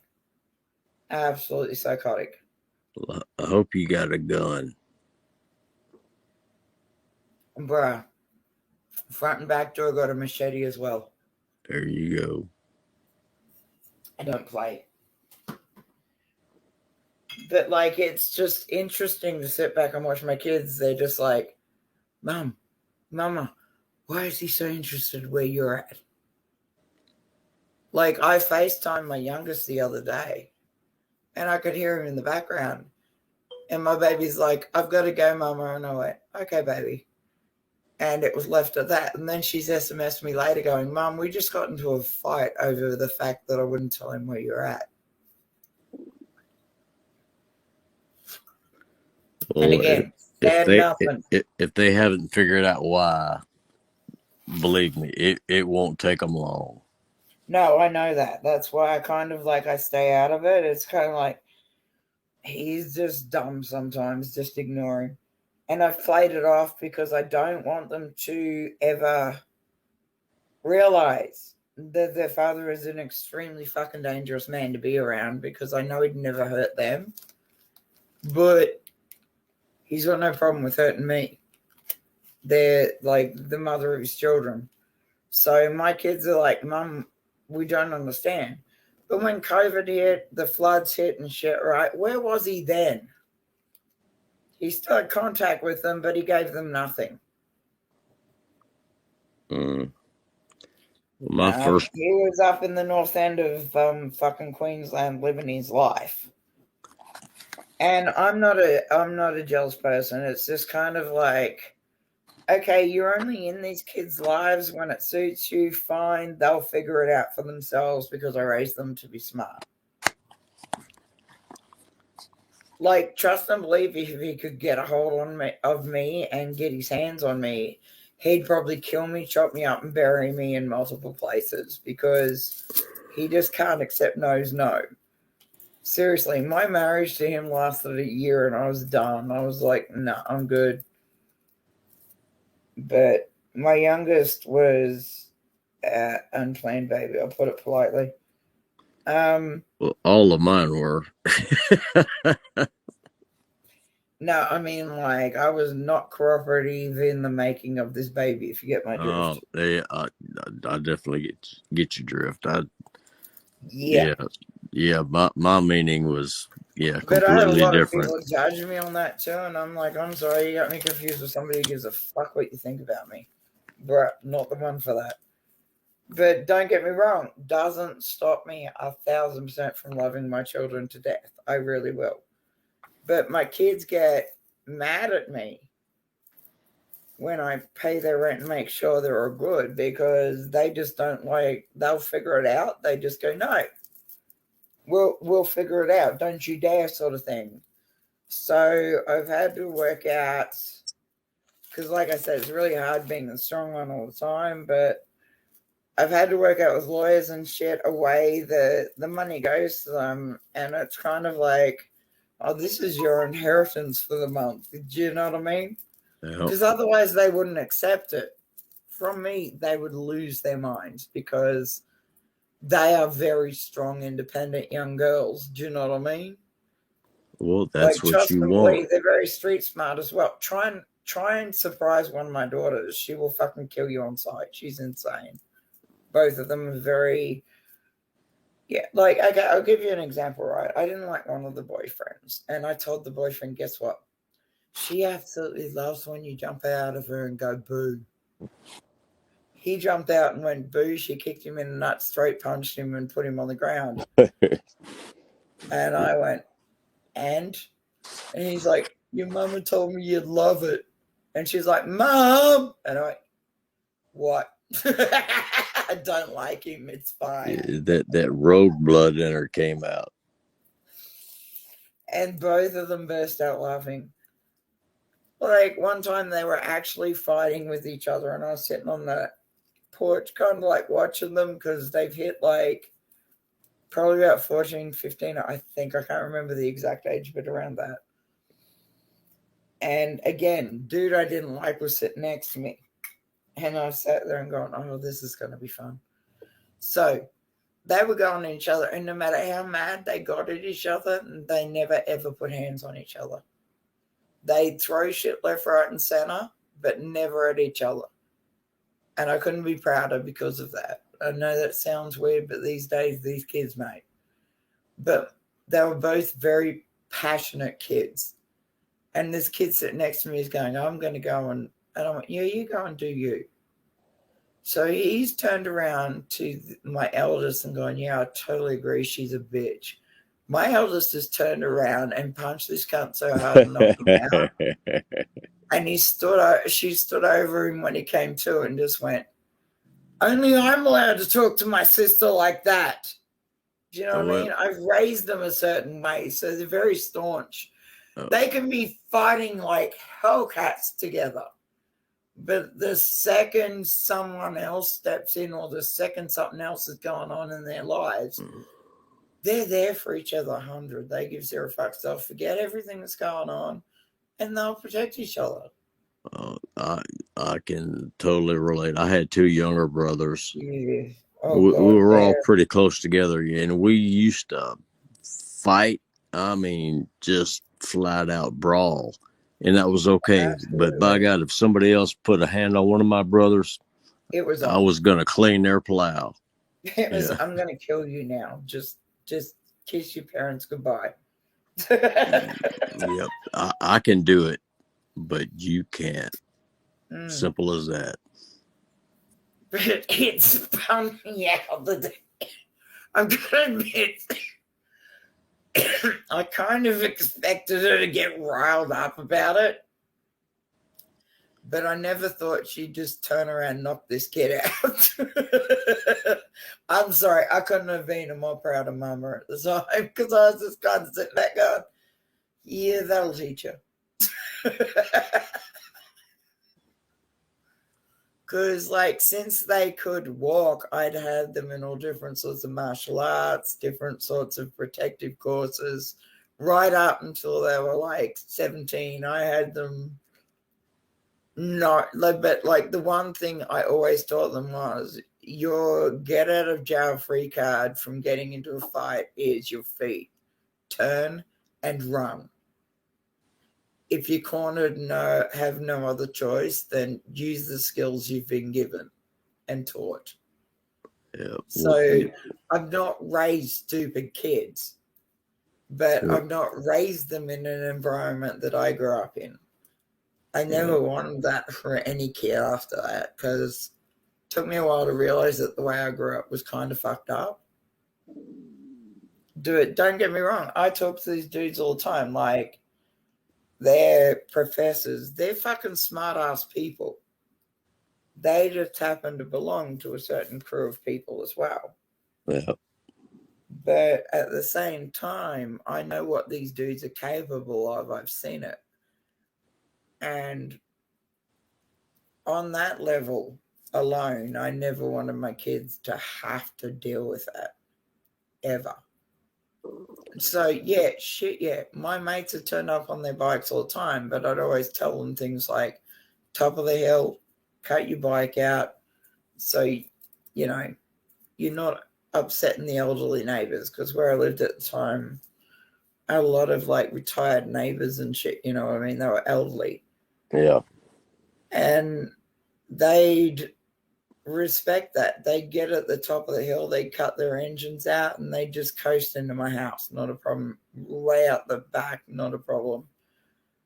But the funniest thing ever for me was, I did a few things to fuck my neighbor off, by the way, just because she just would not leave it alone. Now, I was being respectful because pretty much up and down my street were just like elderly people from like 67 plus sort of people. So I've always been respectful because that's how I was raised. And the boys were just like, oh, hell yeah, not a problem. So when they were in town, they go do whatever they had to do. And then, like, at the end of the night, they knew they were sleeping in a tent with a portaloo. That's all they had. Because I'd never let them in the house with my kids like that. And they respected that. But this bitch next door one time, right, in the new neighborhood that I moved into with my kids, this bitch was just like calling the cops on me all the time for having bikers and shit like that around and all the rest of it. And I'm just like, oh, okay, I got you. So me being me with my sick twisted sense of humor, I just thought it'd be a good idea to put floodlights on in my backyard, dig a 6-foot hole, walk from the house to the back of that hole in the backyard with a carpet that I'd put stockings with feet in it on one end and just some hair on the other end sort of thing, buried it in front of her, just looking, knowing that she was watching the whole entire time. She called the cops. So 3/4 of an hour later, the cops were in my backyard digging a hole thinking they were finding a body. I just stood back and laughed watching these cops do their thing. It was hilarious to me because I'm just like, this is how fucking dumb you are. Dude, I own 5 other properties in the middle of Baffock nowhere. If I was going to kill and bury someone, I'd do it out there. The fuck is wrong with you? So I had a lot of fun with that one neighbor, but my daughter turned 8, my eldest, when she turned 18. I sat up for 4 nights straight, just making sure I got organized, the finalities of the party. There were like jello shots, all sorts of shit. Now, I was the smart one. Like a month before, put out flyers saying, you know, I'm going to have a live band. This is what's going to happen. A week before the birthday party, did the flyers again. And then 2 days beforehand, did the flyers again. Just so everybody in the neighborhood had a choice to leave that day or stay and put up with the noise. I was respectful. So it was funny when, like, I literally wrote the invite 2 days before. You can either complain about the noise, move out for the day, or you can come join. It surprised me how many of my neighbors came and joined. They were elderly neighbors. So it's the same thing here. You know, we during the warm weather, we have big bonfires, 70, 80 people over here, and Yeah. Either have live music or a friend of mine. He's got these monster PV stacks that he does the DJ stuff, and Yeah. I tell all my neighbors that what's going on, when it's going to happen, except one, Yeah. and they're a bunch of dickheads. I had an issue with them about a year and a half ago that ended up with gunfire. Oh, that's fucked up. Yeah, it was not a good deal, but everybody, all my neighbors except for that one bunch, they just showed up. We'd have crawfish boils. I had 3 smokers. I'd fire smokers up, smoke ribs, smoke brisket, smoke. We'd eat, drink, and just have a blast. Like,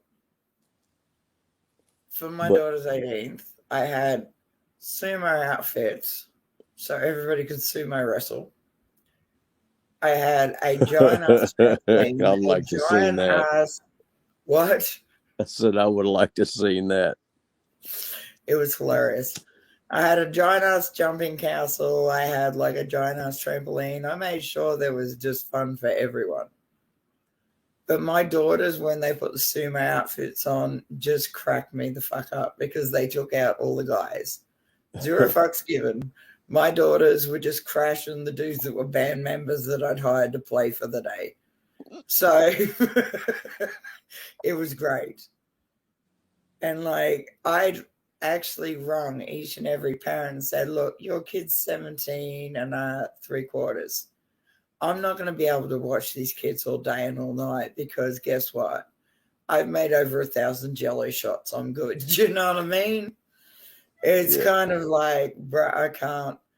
It's like your kids drink anyway, so it's up to you. Come get your kid. Do you know what I mean? I was always respectful of the parent. It's just like, I'm sorry, your kid's like 17 and 3/4.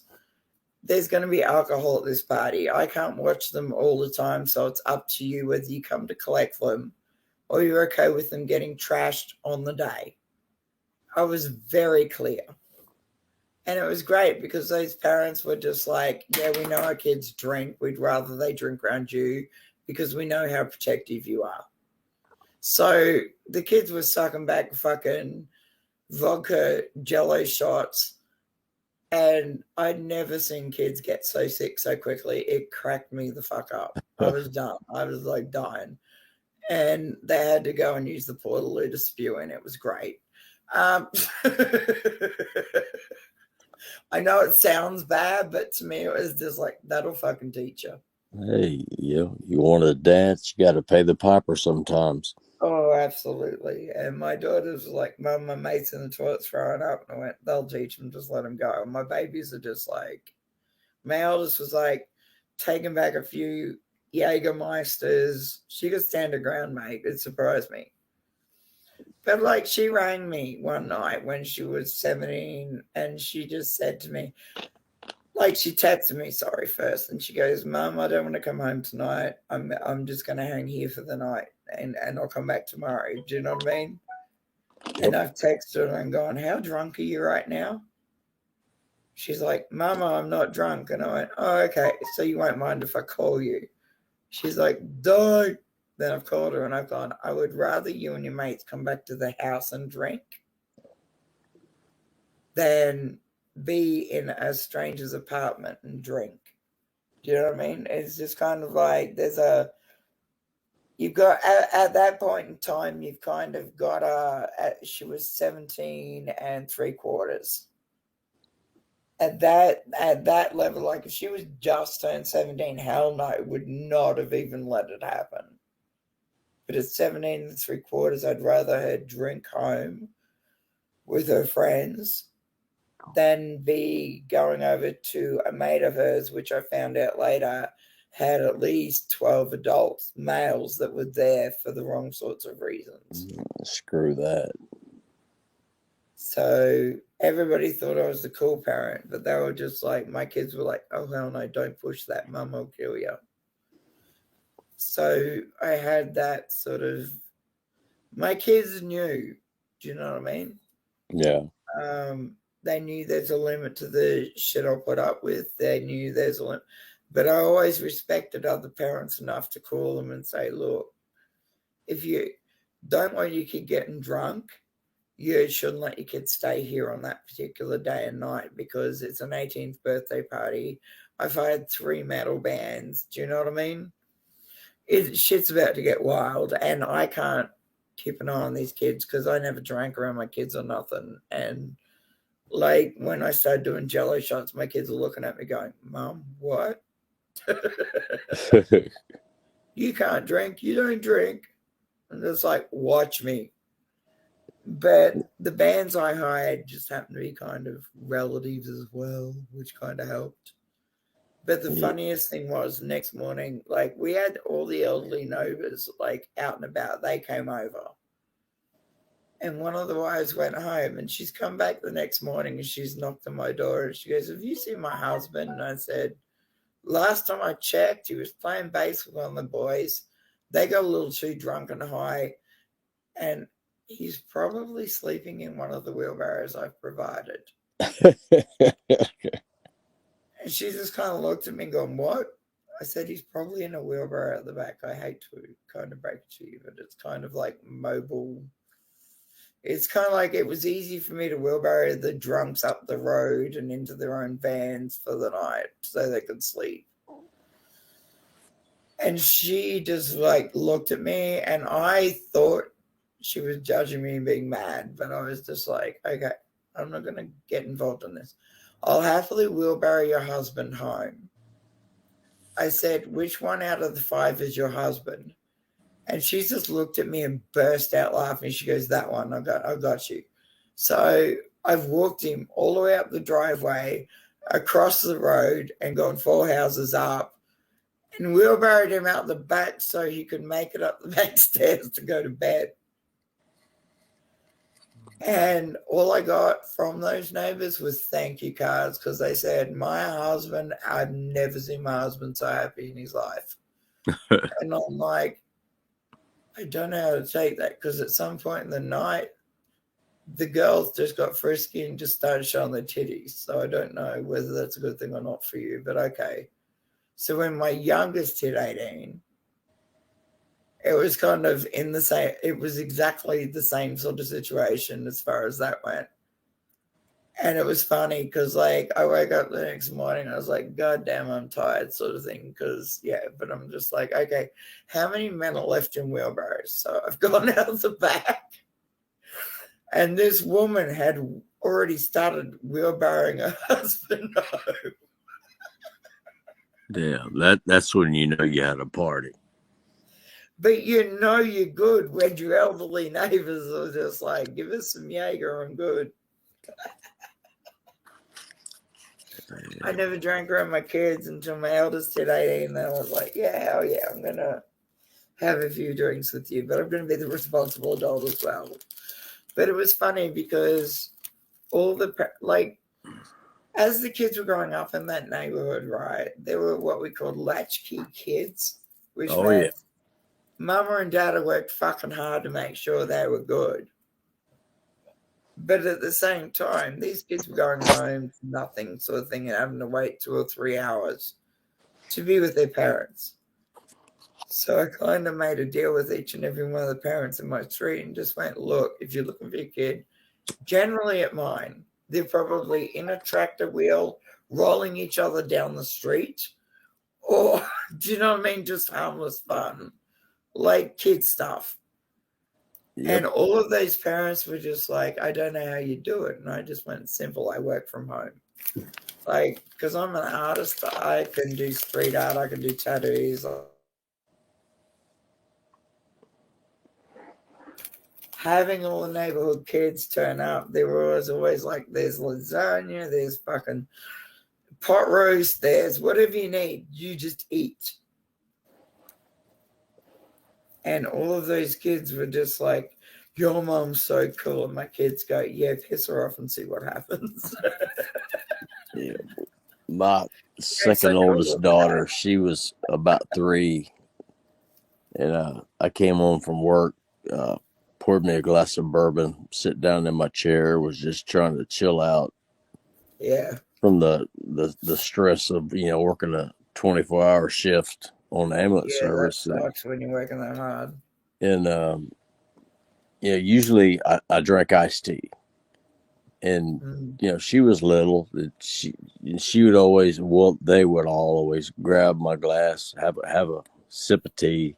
Oh yeah. And my little one, she was about 3.5. She walks up there. I didn't even see her, and picks up my glass and takes a sip of bourbon and about You're had a a child meltdown. abuser now. And that was the last time I ever drank around my kids until they were grown. Exactly. I mean, like, my kids never ever saw mama get violent, never ever saw their mama get drunk, never ever saw any of the, like, they used to sit there while I was getting a tattoo and go, Mama, can I have one? I went, when you're old enough, absolutely. I'm not going to hold them back from what they do. But, like, I used to spend 3 hours with a client in a tattoo parlor down the road that I used to live from. And, everybody always wanted me to go and sit with them and do this design of a tattoo, whatever, and I'm good with that. But what I'm not good with is when I'm walking down the street and the dude that I've designed a tattoo for instantly thinks he's my friend with my daughters. Absolutely not. I don't know you like that. I've been paid to do a job. I do the job. But this dude walked up to me and put his arms around me for a hug and shit like that. And I'm standing there going, oh, hell no, that's not how this works. It's kind of like my kids always learnt boundaries from me, which was, okay, you're a male. I don't know you. I may have been paid to do some designs and work for you.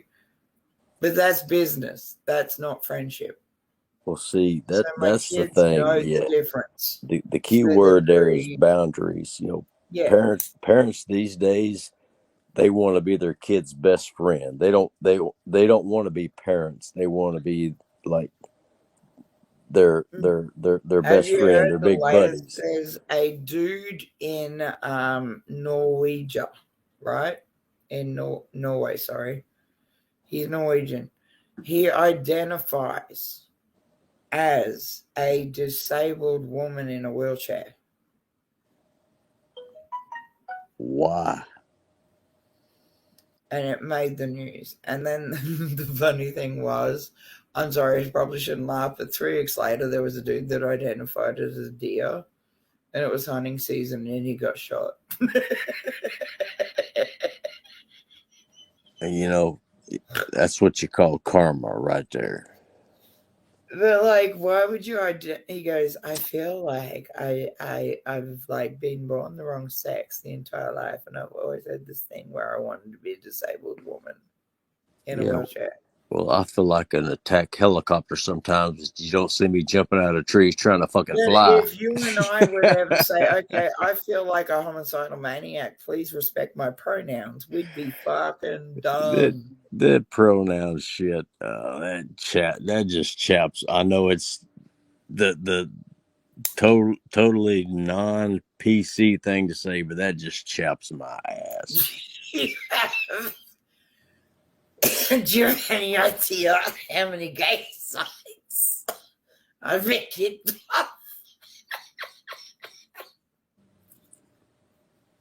Yeah. I said this. I was on this live chat and there was like over 1,000 people in chat and shit. And fuck, did I fuck them up. They're going, you've got to respect our pronouns. I said, I'm sorry, but that's a you problem, not a me problem. I don't have to respect anything about you. I don't know you. If you present as female to me, sure, I'll call you female. You present as male, absolutely respect that. Not a problem. Do you know what I mean? Call you male or female. What I'm not going to do is pander to your terrorism. Amen. I'm not going to pander. Why should I change the way I am just to kiss your ass? Like, seriously. Hey, babe. I'm sorry. I just got two texts back to back from one of my That's daughters. okay, baby. I think they're I saw one of them that said, "Are you awake?" So that tells me they're fixing to swing by. So That's all right, my love. Thank you for coming up and hanging out with me. I'm hey, gonna leave hey, anyway and just go and hang out with hey, Joker. I appreciate you having me up, and Absolutely, my love. Anytime. you're a Especially sweetheart. if I you're love you. candy melter. Don't tell people I'm nice. That'll get me killed. I love you, even if you keep changing my damn name. You're welcome. You know you love it. I kind of do. I ain't gonna Yeah. lie. Okay, just hang on for a sec. Redhead, green eyes. Red hair and green eyes. Kryptonite, baby. Good night, baby. Have fun. Yes, ma'am. You have a good one, and I will. I'll be seeing you soon. Yeah. I'll be over at the Killing Jokes if you want to see me. All right. Everybody in the chat, take care. Yeah. God bless. Bye, baby. Stay safe and give that grandbaby a big old love for me. I will. All right. You take Bye, care. darling. Bye, babe. Bye. I just stirred this poor man's feelings up like there's no tomorrow.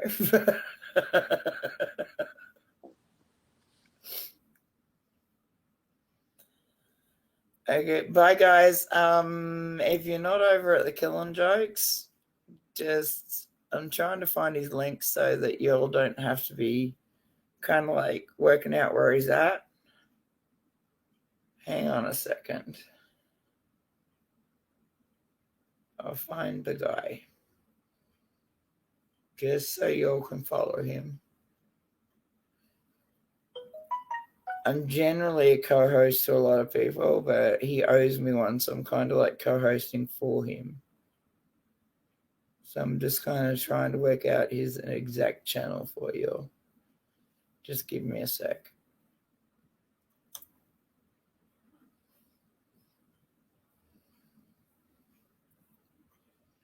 Let's see. I've also got like 5 other people on the World Wide Web, but one of them is giving me a blog on his channel for free. And Warlord, don't fucking fear. We got you. We're going to sort it all out as far as it goes. All right. I'll catch you all over at the Killing Jokes.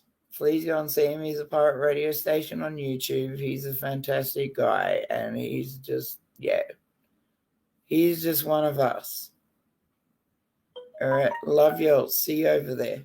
Bye. Thank you for coming. Happy birthday if it's your birthday. If not, I love you. Give yourself a hug for me because you're all amazing.